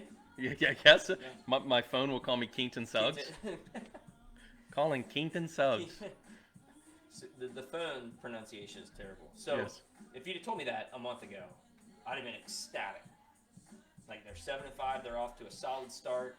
Now they're going to come back home, get on a roll. You've got the Flipping guys, bats again. Yeah, you got the guys that didn't hit last year, like that are now they're hitting. The Mustakises, the Castellanos, they would all show flashes. Yeah. Votto's hitting the ball. I mean, his average isn't showing for it, but what's weird? What's he's fourth in what is it? I just saw it It's one of stat those on him. weird stats, I'm sure. He's fourth in Reds history on runs scored. I think it's what it is. Oh, I'm sure. Pete Rose is number 1. Yeah. Happy 80th or 81st? Barry Larkin maybe is number 2. Yep. And then he's like 30 runs behind somebody, so he'll probably catch them this year and be third all time in runs scored by Cincinnati Red. Which is amazing. And it's kind of in a yes, because it's in almost a dark years of the Reds. Well, and you just don't see people stay Yeah, they don't. as long. That's a good point too. Larkin couldn't leave. Correct. Like, he tried to leave. He could have got paid more, figured out, you know what, I'm not doing it, and quit. Mhm. Rose left. He ultimately comes back, right? You got Votto, who has been here forever. Eventually, he may go play someplace else, but, like, that guy, longevity, say what you want about him, and I think that's just Cincinnati in general. Like, the later people get in their careers, Mm-hmm. like, Cincinnati just doesn't let them have that, like, swan song of Right. understanding, like, yeah, you know what, like, he's older, but if you look at the weird stats that they're putting out there right now, that he's hitting the ball harder than anybody else on the team. 88 Rock number 4. He's just not getting hits. So it's one of those things where I'm a huge average guy, but also I can understand that too. Yep. You know, where it's like, hey, your job when you go to the plate is hit the ball hard. Yes. You can't 100% control what happens after that. There are 9 other fielders out there that are going to dictate a lot of times what happens. And the stat that he is hitting the ball harder. Oh, we're about to get rickrolled. Yep, we're going to get rickrolled. Alexa, play Never Gonna Give You Up by Rick Astley. Rickroll. Yes. So anyway, things are kind of coming together for them, and I'm much more positive than I was kind of when the year was starting. I think the move Suarez, the shortstop, has been, you know, if you're looking at stats and those types of things, it's been less defensively. It's been less of a burden, less effective than it would be if you had somebody else there that couldn't hit. Where now you can have Suarez in the lineup, you can have Moustakas in the lineup, you have the rookie India who's been phenomenal. He kind of reminds me, if things continue, kind of reminds me of that aura that Chris Sabo had. To where, like, you know, India's got the hair, whereas Sabo had the goggles. And like and the flat top. It was just just different. To whereas, like, if he continues to, like, that's the type of guy I kind of foresee him being. He's a rookie. He's going to hustle. He's going to do all these different things that are going to be awesome. So, Red Start's been great. You know, switching gears. Great time for a rickroll. Great time. So, UC basketball. Woo! We talked about, you know, the last few weeks, you know, briefly hinted about kind of the troubles that they've had. Yep. And so if you're a big fan like I am, and I'm constantly refreshing Twitter over the last week, like, did they hire a coach yet? Like, and like, you know, I was a fan before the 1992 Final Four team. Sure. But I still, like, that was the first team to where, like, I could name you their entire team and tell you what numbers they were. I'm Curtis Bostic. Yeah. From Guns. Yes, number 21. Yeah. Yeah. That was before. That was right before that Final Four run, wasn't it? No. Was he on that Final Four team? Yes. Okay. Yes. Nicky Van. Yes. So, Huggins. Yeah. Before we hired him, had no Cincinnati ties. Is that right? Correct. So as I look on social media, that's some of the beef with our new hire. Why don't we get someone with Cincinnati ties? You know, sometimes it's good to clean house and get an outside perspective because I love UC basketball. I think it's extremely competitive. Yeah. Obviously, the last couple years have been, we're better than this. Well, but if you think about it, like, I don't know if that's even fair because last year the tournament gets canceled and they had won their division. Now, a lot of that was, you know, it was Mick Cronin guys, but I enjoyed. Correct. I enjoyed John Brannon, like, his in-game coaching. Like, to me, like, I liked it. I thought he brought a little different experience. I thought offensively they were better. I felt like he was a little bit. This isn't a knock on Mick because clearly he's a great coach. He's a Final Four coach now. Yep. But he was a little bit more composed. You know, us Cincinnati guys, Mick included. Yep. Like, we like fire and heat and blue-collar town. Bringing it, right? Yep. And Mick did that, and Brannon kind of brought that. You know, you're talking about that outside perspective. And I don't know much about John Brannon other than, you know, he was at NKU and here, and so, like, I don't know his history, but him coming on, I was like, okay, like, I liked it. Like, it was like, oh, okay, he's a good coach. I like it. You know, he's recruiting good guys, and you know, and then all of a sudden, even this year, heck, they still. However, I watch every game. They weren't very good. Right. They had young guys, but somehow, whatever it took, whether it was his coaching or just, you know, we talked about this in previous shows, like kids just showing up, and you know, I got. So this is on 1998. Yes. Jessica hates the fact that I just stopped talking too. By the way, that's why I did it. So here's what, and I did this a few weeks ago just to try. So just for fun. Finish out. White Oak Productions music wheel is stopping at 1998 today. And I'm going to tell Alexa, put top songs from 1998. Playing Billboard songs from 1998. See? Now we can just roll on. We don't have to stop what we're I doing. love this song. We just play it. So, I don't know much about John Brandon outside of his time at UC. Mhm. Okay? I enjoyed his in-game coaching. I thought it was calmness, whatever. And clearly there was something to it because this year's conference tournament, like the team that nobody expected to be there, they're in the championship Yep. game and one game away from going to the And- national and they ran championship, into and they lost to a team that made it to the Final Four. Yes. Okay, so like clearly his coaching wasn't the problem. Right.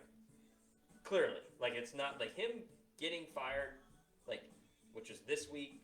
We didn't talk about like we were wondering about it. Yes, he gets fired.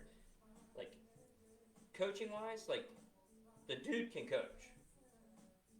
He can coach. Like Sure. that's proven. Like the guy does. Like my opinion, raw deal. Yeah, and that's a lot of it. And some people were disappointed with everybody bailing on him. So it's one of those things that go. The truth is in the middle of all of this. You know, with So talking volume about, up. I'll turn it up. What I want for you. It is a good tune. 98 So, was a good or tune. I can sing. Yes. So, talking about that, right? So, like, and I'm going to give you my opinion. And this is partly because of things that I've heard from whether it's inner circles or whatever. Right. You've been around the softball world, Mm-hmm. the travel circuit softball. I've been around the travel circuit baseball and other sports. You see it everywhere. And actually, I'm still seeing it to this day. I won't go into when and where, but kids aren't the problem. And it's amazing to me that even in college, at a Division I program, Right. that parents can still have the impact. Oh yeah, That they did, because- yeah. From what I understand, Yes. a lot of this stuff and heat on John Brandon had a lot to do with parents of freshman kids. Yes. And I liked watching those kids play, but I'm going to tell you flat out, and I'll be brutally honest, they're soft. Yeah. Like the fact that you can't, the days of a Kenyon Martin who comes on to a program, a national program that's a freshman that says, okay, I understand my role. And a Gary Clark, you know, if you're talking two different eras, a Huggins era and a Cronin era, to where like, I'm a freshman, I'm going to pay my dues, I'm going to do my best to get in when I can, but I'm going to work hard. Yeah. By the time I'm a senior, like people are going to remember me. And no bigger person ever did that other than Martin. I mean, like I remember the only thing thinking of him like, man, that guy can jump really high. Yeah. To his senior year, where it's like, dude was It's the best player in the country. Yes, best player in the country, and as far as my era, like best player UC ever had. Like who do they talk to first or talk about first? Like Big O is obviously number one. sure, right. And then I'm with you. Kenyon Martin's right there at number two. I mean, it was. But what watching we've him, seen with our own eyes, Kenyon Martin, and then there's a little bit of a gap, and then you can talk You'll about never anybody see that else. again. He was not just here. You won't see that anywhere. yeah, he was special. Like for a guy like now you have the transfer portal, and like it's so coddling to people. Like I don't understand it. Like I saw something in this. So did you watch The Last Dance with the Bulls? Uh-huh. How fascinating was Dennis Rodman's story and Scottie Pippen's story? Oh, it was unreal. Small schools, no chance of ever going to make it to the NBA. Do you think they out of those schools? They never had And you visions of podunk. doing the documentary about being the greatest team of all time. Yeah, and top 50 NBA players of all time. So it's, it's classic cliche quotes is not where you start is where you finish, and all those kinds of things. I mean, they're cliche because they're bulletproof and they've been around. But why isn't that always the narrative? Always.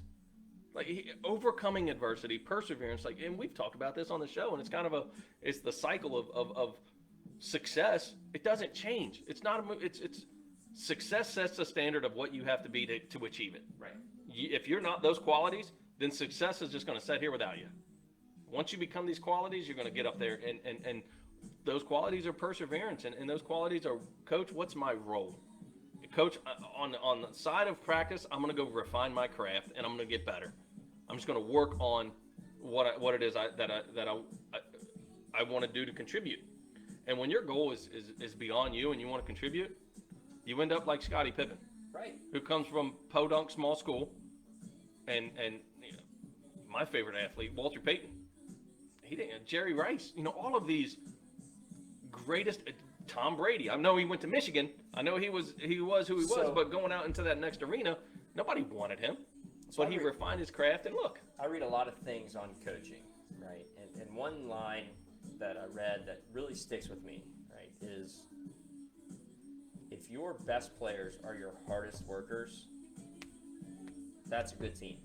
100%. Regardless of what your record is, right? If your best players are your hardest workers, like to me, just like those guys you just mentioned, like nothing, like yes, they are natural athletes, but where they went and where they eventually ended up, like they didn't get there just by happenstance, just by being natural athletes. Correct. Like they realized and they had to work to get to where they were. Where'd Scotty go? Arkansas Pine Bluff? Yes. So if he's equally athletic as anyone at Duke or Kentucky or North Carolina or UCLA, he's gone. Yeah. They don't even get to Arkansas Pine Bluff before they look through the top 50 schools in the country. Right. Because you know, when you look through the top 50 schools in the country that are marketed all over ESPN, you're not even going to get to this kid at Arkansas Pine Bluff. It's just not going to happen. So whatever he did to persevere, it's just not talked about enough. Anywhere, on any platform. But that's that, you know, we're talking about the different, and gosh, this is a show in itself, but like the difference in, you know, you're talking UC transfer, but it's across the board, it's everywhere. Right. Like, So if that were the story that was the example for all of UC's class, you know, I think they embraced that and they worked toward that. Not the, Mom, they're not giving me dinner. I mean, that's what from the outside looking in, right? You don't really know all the stuff that was going And on. it's the AAU circuit of, hey, you're going to get your ways. We're going to coddle to you. You're the best player. We want you. We're going to cater to you. We're going to pander to you. And I understand it's- the difficulties. I don't understand the difficulties, but I get it. Like the difficulties Yeah. of this past year. Like, and you went through it, you know, and I'm going through it with Paige. But like, I understand that part of it. But in the same sense, like, man, I feel like we are just this whole, and it was actually just passed today or yesterday, where they can transfer once without penalty. Yeah. You know, and it's like, man, it makes sense to me if they go somewhere and the coach leaves. What doesn't make sense to me is, like, coach didn't leave, like, oh, this isn't a good fit for you now? Like, I'm fine with you transferring, but that doesn't mean, like, you're not a free agent. Right. If the coach leaves, guess what? I think you should be a free agent. But if the coach doesn't leave, like, and you just made that decision, like, what does that do for high school seniors now that are making those decisions? Like, you know what? It'll be all right. I'll transfer in a year anyway, and I'll find another place to go. Players play, coaches coach, parents cheer in a positive manner. Should be that. Tom, yes, I agree 100%. Should be that. So that is one area, going back to full circle of Jessica and how we parent. That is one area that we don't see eye to eye, but we've accepted it. In her eyes, she's got mom goggles, and her kids are the greatest thing ever. Like, we're watching Paige's game, she gets a hit, and like, they didn't say enough about Paige. Yeah. It was an infield single. What are they supposed to say? Right. And so she's got her lenses of her kid is the greatest thing in the world, and deservedly so. And for me, it's, you can always do better, right? And I feel bad saying it, and it's just, you know, when she first got there, it's, you know, her confidence was struggled, and I'm not there to coddle and comfort her, Right. because the answer is not in coddling and comforting. It's the answer is and it's where, you know, you refine yourself as a parent, but it's, what are you working on? Dad, I don't feel confident in ... Okay, what are you working on to improve ... That's my default. And sometimes the default should be, I love you, kiddo, but Good I struggle with job. that, right? Hey, Yeah. just keep working hard. It's going to pay off. You know, and the other thing I do default to is, hey, look at your body of work. Your body of work has had adversity throughout it, and you landed at a D1 school. Right. Don't ever forget that. Right. Don't ever forget everything that you've ever ran into, you've conquered. So you're just in another roadblock, right? You're going to conquer it again. But what got you through all of it? Because you focused on what you needed to do to get past it. What do you got to get better at, kid? Well, I'm working on this. Got to get my throws here and there, kind of like what we were talking about. You know, okay, well, fix that and don't worry about the end. Worry about The same working thing toward that it. got you where you are today is the same thing that's going to get you over where you are today. 100%. And get you to your next step. It's 100%. true. And you learn things along the way that are just going to take that to a whole different level. Yes. You know, so again, we got kind of off tangent. This is Yeah. a really good off tangent day, right? Yeah, it's just the So- rabbit hole day. So, you know, I kind of gave you my 2 cents on kind of what happened to John Brandon. I kind of felt he got railroaded by some parents that of some soft kids, which I love those soft kids. Like I wish they'd come back, but they don't. Whatever. It's not. I'm not trying to bash on them, but it's just in general, it is what it is. Right. Like, in my opinion, like So I'm not a season ticket holder for UC, correct. and UC does not pay me enough money to emotionally go either direction. That's where I stand on that. They don't pay me either, but I like, don't pay tuition for any student there, so but I do have friends that, like, come on, I am guys. just such, and this is everything. Like I am just such a diehard. When I buy into something, like I don't buy in half-ass. Right. You know what I mean? Like I buy in to buy in. Like I'm a giant Reds fan. Like I'm a giant Bengals fan. I'm a Bearcats fan. To the point of like when I'm looking at different colored cars, like I'm like, dude, this is like this is a Bearcats color. This is like those those types of things. Like it eats me up, Right. and I'm eating up over it. But it's what I get my Yes. enjoyment from in It's all your these pastime, different seasons. Yeah, obviously it doesn't always work out, but I mean Right. that's part of the enjoyment. But so I get worked up over that. But in terms of now we're moving forward. So we had I was refreshing Twitter and all these different things over and over and over again. Who's the new coach? Do we have it? And it's like Eric Martin from West Virginia. So I had some reservations there, and like, okay, but he's been with Huggins for a long time, and like, he's got to. Has he paid his dues with when it comes to being an assistant coach? Like, is he head coach material, or is he just a player? And then of course they're like, he's 50 years old. I'm like, oh my gosh, he's 50 years old. Like, he was on the '92 Final Four team. Like, I'm like, I remember watching them, and like I still feel like that same passion that I had back then. I'm like, Yeah. But Eric Martin's 50. Like back then, I was like, yeah, man, 50 years old. Like you're gonna die soon. Like now he's 50. I'm like, like you look at the guy, and he like looks super young. Like he's in like 50's kind of young. Like I'm talking myself into him because I'm thinking he's gonna be the guy. I'm like, I love the guy's player. Yeah. I think he was 6'4". He was playing center. They didn't have anything big, but he could jump out of the gym. He was phenomenal. And like, that's what we need player-wise. We need that guy. Yes. But I'm like kind of kicking myself. I'm like, man, like I'd love for him to be the coach. I just don't know. Is he head coach material? Can he go over here? I'm sure he can. It's just me. Right. You know what I mean? Like a guy that's been around Huggins that long for like 15 years, which is amazing. Yep. Like the guy knows what he's doing. Like he's clearly qualified. So my hopes. I kind of talked myself into that. Right. And the curveball comes yesterday, and they name Wes Miller, right, Mm-hmm. from UNC Greensboro as the head coach. And I'm like, what? Who's like it's UNC Greensboro, right? Like unless Yeah. So you start digging in, and me, I'm like following Twitter, like who is this guy? Like, all right, he seems all right. Yeah, it's like Yeah. Yeah. like. Couple of tournament appearances out of there, and So he was a finalist for the North Carolina job. Okay, good, check. Recruits, 4-star recruits, check. Okay. Coach, I've been a head coach before, check. I'm like, all right. Read the thing, like, Dick Vitale loves this guy. Like, everybody loves this guy. I'm like, all right, Just give it a shot. let's do it. Yep. So anyway, they named Wes Miller the coach. So being a giant UC basketball fan, I'm not sure if I'm a fan, but again, I'm the guy with the open mind. I Yeah. was really excited for Eric Martin. You know, we talked about nostalgia a few weeks ago. Yeah. Yeah. And that's where I see college basketball. It's like, for a high school gig, hire, someone that was dominant at that high school. That's just a good name for the high school, good for the community. I get it. Do it. Yep. But and I hear that a lot for.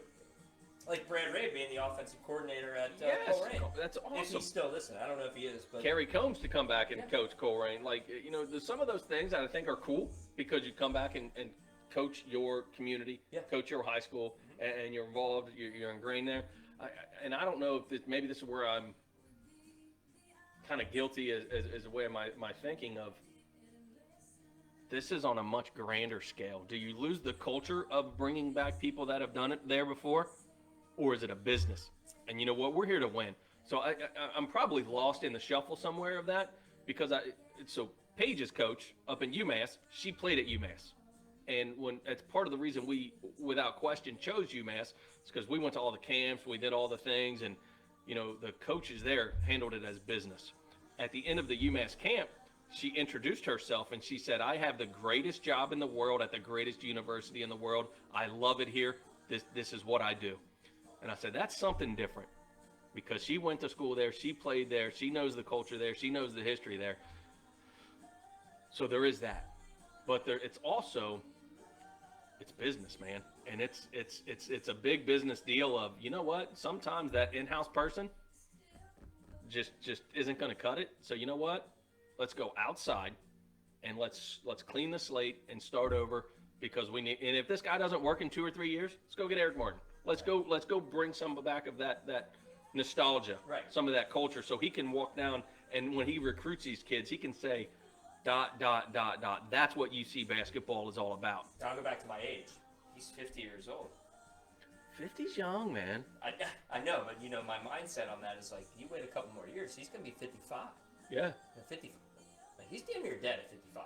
Who's the greatest coaches in the sports right now, right? I know. They're 70 and 60. I'm kidding, clearly, but like that was my mindset back then. Like back then, when in '92, I'm 13, 14 years old, and like 50, 52, 55. Like, dude, that guy's old. You gotta go younger. 37. Yeah. Now I'm 42. I'm like, you hired a 37-year-old. Like, that guy's a kid. He doesn't know anything about the world. Just as long as you're not judging someone on their gray hair, right? Can't do that. That's why I keep my legs tight. Right. How gray that guy is. That's hilarious. So Some of the softness, man. I'm gonna segue right into UMass. Yeah. So last Thursday, I was all UMassed out. Yeah. They were playing in the Frozen Four. well, and explain what's the Frozen Four, because not everybody's The familiar. Frozen Four is the Final Four for NCAA basketball, right? Yeah. So you got your hockey tournament, and when you get down to your Final Four, it's called the Frozen Four. And for those, and I'll stop you, just reset that tape. Like for those of you that don't know, like Quentin's daughter Paige, she plays softball at UMass. So like Quentin has become a giant follower of all things UMass. Yes. So it goes to where I pay no tuition at UC. Yeah, correct. I'm financially invested in the University of Massachusetts. Yes. So Correct. I like to keep an eye on them. Yeah. So they were the doormat of hockey for a long time, and they were bad. So example, 5 years ago they were like 8-29 or something, Okay. and then they fired their coach. They bring in this new guy, and they go like 5-20 something. So they're the doormat of college hockey. The very next year they go 17-20, and then his third year as a coach, they're in the finals. They lose. They finished second in the country. They lost the championship game to Minnesota Duluth. Then we have COVID, so they don't play last year. And then this year in the Frozen Four, in the Final Four, they run into Minnesota Duluth, and COVID protocol. Their starting goalie is out, and their leading goal scorer is out, and they get the redemption game. So they beat Minnesota Duluth to make it to the championship game without two of their best players, Yeah. right? So that's That's awesome within itself. So the whole storyline of being the doormat of college hockey to 3 years later with this new coach, implementing a plan and everything we talked about. Process. We've right? got a process and we're going to commit to it and we're all going to buy into this system and dang it, we're going to frickin' win. In 3 years, he got into the championship game. So in the championship game, they played St. Cloud, another school out of Minnesota, who is a high-powered offensive team. And you know me, I love defense. UMass is geared up on defense. I mean, hockey's all defense, right? Yes, I think all sports should be. But UMass won the national title. So it's a fascinating storyline to follow along. And obviously, without Paige going there, I would have been like the majority of the world, clueless. Yeah. But it is a great, great, great story of turning a program around in a short window to back-to-back national championship games and bringing home the title for that school. Well, plus the mentions of, and I like hockey. Mm-hmm. I couldn't sit here and tell you I was a follower of hockey, but like all sports fans, like I know enough about certain things to just kind of be able to talk about it a little bit, I guess. Right. But we were talking before, you have their best scores out. Basically you're playing with bench people against, what arguably is the best team in the world or in the best college team in the country. Right. At that point, and these guys, it's the Mighty Ducks. Yeah. So and who they were playing against is Minnesota. So the 3 of the Final 4 teams were all out of Minnesota. Yeah. So it was Minnesota Duluth, Minnesota State, and St. Cloud, Minnesota, and then Massachusetts. Are those the Minnesota State Golden Eagles? Are they coached by Hayden Fry and Jobber Davinsky? Yes. What a great. And Luther Van Dam. Yes. What's that? So to know you're playing all Minnesota schools, they're battle tested. So you're coming from the East, which is very, very, very, very competitive in hockey as well. So it was just it's just a great story, man. And if it were happening to your mainstream sport of a UC basketball, so if you take UC basketball and put them in a national title game in 3 years, and in 4 years they win it all, Please. it's like what a turnaround! Please. Like from this array of confusion to like what did that coach do Please to make can that that happen? Can that happen? It can. It can happen just once. Once. So that Just was for the cool, city. and we were in Philly watching Paige play ball. So Jessica and I driving home, we got to watch the national championship game. We had it set up on the dash, and she's giving me. I'm kind of. Now, does she know any of the guys? Yeah, which was cool. So the culture of the school there is because Paige and I, we used to watch a lot of hockey as well. And when our first visit ever to the campus, we got tickets to the hockey game. So we're sitting on the ice right next to the bench. So she likes the sport. And when I'm texting her and talking to her, it's, she's sharing their nicknames of Flippy. And, she's like, oh, I didn't know Murray was starting tonight. I thought Flippy was, but I guess he's got, so she's on the campus. The buzz is going around. And so a couple of the guys that scored goals, she knew of them, and they're talking about them on campus, and it's neat. So that she does have a liking toward the sport of hockey. I mean, we talked about this before. Like UMass, what's the first name you think of at UMass? Yeah, Canby. Marcus Camby. Yep, Dr. J went there. I didn't know that. Yeah, no, a lot of people don't. But Marcus Camby. Yep. You said it right, so that's what I was going for. And he tweeted. so for her to have that, because UMass basketball is, it's all right. It's not what it was before, but she's kind of having that college experience as tough as things are right now. Yeah. Through UMass hockey. I think that's awesome. So the good thing with that is they're young. So They're bringing almost everybody back. So there's a chance that they're going to make another run next year with allowing fans at games. yeah. And I bet that's lacrosse a is ruckus. top 25, so the complete experience is. I'm not going to get too deep into lacrosse because that's beyond my Yeah. anything. Even hockey to an extent from kind of where we are. Yeah, Like Miami, Ohio, they have a great hockey program. great program. So, but like, I really don't know anybody or knew anybody anybody that grew up other than Ryan was the only person I know. Yeah. So if you were to ask me who's the greatest hockey player he ever knew, it would be Without question, Ryan Weber, our local legend. Yeah. Yes. That would be the guy. Yes, he went up and played D1 Yeah. at Findlay. Yeah. So I mean, like that's how rare. I mean, like lacrosse now, like that's become more popular. Like I'm sure as like our kids grow up, that I mean, like good lacrosse players and stuff that they know. But like I mean, you always had the big three: baseball, basketball, football. Yes. Right, those were the people that Yes. you knew. We didn't have the hockey or whatever. And no offense, Aaron, but like, you know, the swimming program was just kind of getting off the, off the ground. But and my brother, he swam, so like, never really was around really when we were there. Right. So yeah, so So congrats, UMass hockey, national champs. national champs, which is direct connection to our show, which makes us national champs. We did it. Yeah. We did it. I have nothing UMass on today, but yeah. But we'll go another step further, and man, we just keep going today. Yeah, It's the always ghost, man. The ghost threw us off. The Always- goblins and the ghost threw It's us off. always these shows where it's like, man, we really don't have a whole lot to talk about. Let's just kind of see where it goes, Yeah. and they go. And but there was one thing I did want to talk about, kind of still sports related. The Bengals next Monday are going to reveal their new uniforms. And if you haven't checked it out on Twitter, we talked about this last week. Like the Bengals social media department, of recent times, Mhm. say the last year, is phenomenal.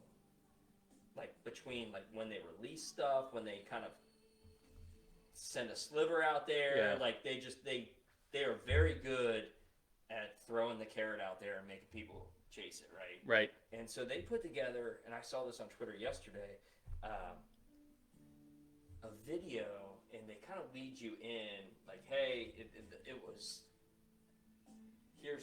7 minutes long of where we started, what our look is about, and why. Stay tuned to the end for a big announcement. And so, like, you're hanging on, like, what, is this how they're going to, are they going to announce the uniforms this way? Right. Is this going to be their presentation? So I was like, oh, I'll sit there, I'm watching it, whatever, and it's like, it goes through, like, came into the league in '69, and how Paul Brown came down from the Browns, and he basically took their look and Yes. just made it black instead of brown. Black and orange instead of brown and orange. Almost identical. Helmets were closed. Yep. Like everything Bangles was real just big on so the side. simple. I like And, that like, helmet. That goes through this short little clip is like Art Modell wasn't happy because he felt the Bengals stole their uniform, blah, blah, blah. And then, like, this was actually a good line from Mike Brown. He was like, talking about stealing uniforms, like, Paul Brown came down here and started the Bengals, like, because he was fired by the Browns. Like, yeah, like, stick it, like, screw you. Right. And so then it was like, okay, then they draft Munoz, and they've got Anderson, and then, like, we need to change our look. So then they add what was controversial at the time, which the 80s, like, who would have thought this would have been controversial? Like, The stripes. they added the stripes to the helmet. And, like, I'm trying, you know how you and I talk, and we're like, man, can you put yourself in that time frame, right? And, like, I could see that. Like, I could see now, like, after listening to that, how that could be kind of a different idea, because you have arena football, you have all these different things that go on. It's like, it's kind of cartoony. Yeah. Like the tiger stripes on the helmet. That bursts out. It's like, oh man, that looks like, because Anthony Munoz was saying, like, he went to his first Pro Bowl, right? And he's like, he's hanging out in Hawaii with Jack Lambert, who's a Hall of Fame linebacker from Pittsburgh, and Lambert comes up and he's like, hey, oh man, looks at his helmet. He's like, man, that helmet looks like shit. Right? He's like, Anthony couldn't say it, but it's our show. I can say it. So, Right. and he's like, Anthony looked at me. He's like, couldn't really say anything about it. He's like, it's brand new. Like, nobody's had these cartoony Yeah. outfits, uniform. Flash forward, right, to 2 years, maybe a year. All of a sudden, the Bengals are in the Super Bowl. Yeah. And they've got sweet unis with stripes and stripes on their helmet, and then flash forward another 6-7 years, they're in the Super Bowl again, and they've been in the playoffs a couple of years. uniforms are still the same. Like, I'm like, pretty sweet. Then they went forward even further to, I think it was 96. You have to watch it on Twitter. You can check it out. I'm sure it's on Bengals.com too. But they changed the uniforms again. It was going through like all these subtle little uniform changes that they were making. There was nothing giant other than the helmet. Like the helmet was the biggest one, right? Yep. And they added, and you'll probably remember this, and like when Jeff Blake was around, they added like the leaping tiger. I hate that logo. I don't like it either. But The B is whatever, but the leaping tiger is the only logo that. it kind That's of awful. It's like a cartoon kid. It was. Like a little kindergartner drew it. It was like an elementary contest, It and that's the winner. Weakness. 100%. It screamed weakness. 100%. And their play on the field. It was weakness as well. who was He-Man's Battle Cat before he turned into the Battle Cat. Man. That's what the Bengals logo looked like. By the power of Grayskull. Yes, yes, the Battle Cat, whatever he was before he was. I had that battle cat. I had that battle. It was just a tiger. Yeah. It was a tiger, and then all of a sudden the tiger had armor. Yes. That's the Bengals. Yeah. Anyway. Trivia question: Masters of the Universe. Who played He-Man? Oh, Dolph Lundgren. Yes, very good. Yeah. Good. Yeah. So he played 2 roles ever. Well, 3 roles. Was it Red Drago. Dawn? Oh, he was in Red Dawn. I think so. All right. I He know he played played Russian Drago back and Rocky. Rocky, and then he was He-Man in Masters of the Universe. Yes. Yeah. So they did that, and then I don't know the exact year, but in the early 2000s they changed uniforms again, and they had like Chad, Brian Simmons, who was a linebacker, all their guys that they had stars back then came out and they like introduced their uniforms. And it was what they have today. The thing that struck me that I never really realized, those uniforms, they still seem kind of new to me. Yeah. Those are the longest uniforms that they've ever had. Wow. Wow. So next Monday, I guess it's going to have to be before 9 o'clock, they are going to hold a press conference and introduce their new uniform. New unis. So there's supposed to be 3 combinations, right? Home, away, and probably their I think they look good on, color rush. but when they're like you or I would just wear it to a game, they look Walmart-ish. Yeah. Yeah. I mean, But on. That's how I am with the Bengals helmet. Like standing alone, I'm like, But on the field, when they're all together, they are by far the best looking helmets in the going league. to that point, remember what I was telling you about, like 1981, 80, 81, Anthony Munoz, greatest lineman of all time. He's worried about what Jack Lambert's going to say about his helmet. Meanwhile, he's probably going to knock him on his ass on the next play, you know? Right. Like, those helmets back then, I could understand how that was kind of cartoony. Yeah. But I can also understand because apparently that's the only thing that's not going to change. Like, and I was at first like, man, they should change the helmets. But now after watching that It's video, iconic. Yeah. I'm like, no, It's nope, iconic. That's us. Like, let's. Yeah, we can never change our helmets. Like, It's such an iconic helmet. They're not cartoony anymore. Right. I agree. Like it is like this is the Bengals. Like I got upset like watching Memphis football. Memphis has a blue. And again, Yes. Do you ever see the chrome one with the royal Yes. blue? Oh. it's a Bengals helmet. Yes. And then it hit me. I'm like, imitation's the best form of flattery, right? Like Yeah. that helmet's sweet. Like for something that was cartoony, now you have colleges like, hey, like, that's sharp. Their helmet is iconic. So, and we'll wrap up here. Who sings this? Janet? Yeah, you're right. You're right. It's Janet Jackson. So, we'll wrap up here. Bengals uniforms. Man, we talked about a lot of stuff. We did, man. That was good. That went quick. The rabbit hole of the ghost. We didn't even get to. I got 2. Yeah, so. Again, going behind the scenes, like I write down, and he writes down different ideas every week, and like we kind of, if we don't get to something, we kind of carry it over to the next week, just in case we get to a point where we'll call it the Pete Rose point. Yeah. Right? To where it's like, hey, we have nothing to talk about. Let's talk about Pete Rose. Like, when we hit those things, like, that's when you kind of know we're in trouble. So are we going to get good at the cliffhangers and say what we're going to talk about next week? There's no way we can do that. No? I don't think so. I think so. What are we going to talk about next week? Well, You got to tune in next week. You should. Tune in next week to find out what we're going to talk about next week. We don't know. This show is to be continued. We'll continue on next week for week 13. Yes. So it's been awesome today. This was, we talked about ghosts. We talked about sports. We talked about parenting, the differences between girls and boys, and man, just a ton of fun to where They with parenting, I'm sorry, they do say mom's tougher on daughters and dads are tougher on sons. is that true? I'm a cupcake dude with the girls, man. And I think like if I would have a son, I know I would have been different. So do you think Nicole is softer on the Without boys without question. and you're harder because Yeah. and, No, and, I think you're absolutely right. and I'm a cupcake with the girls and Jessica's. I mean her worry about yourself and I for real don't care.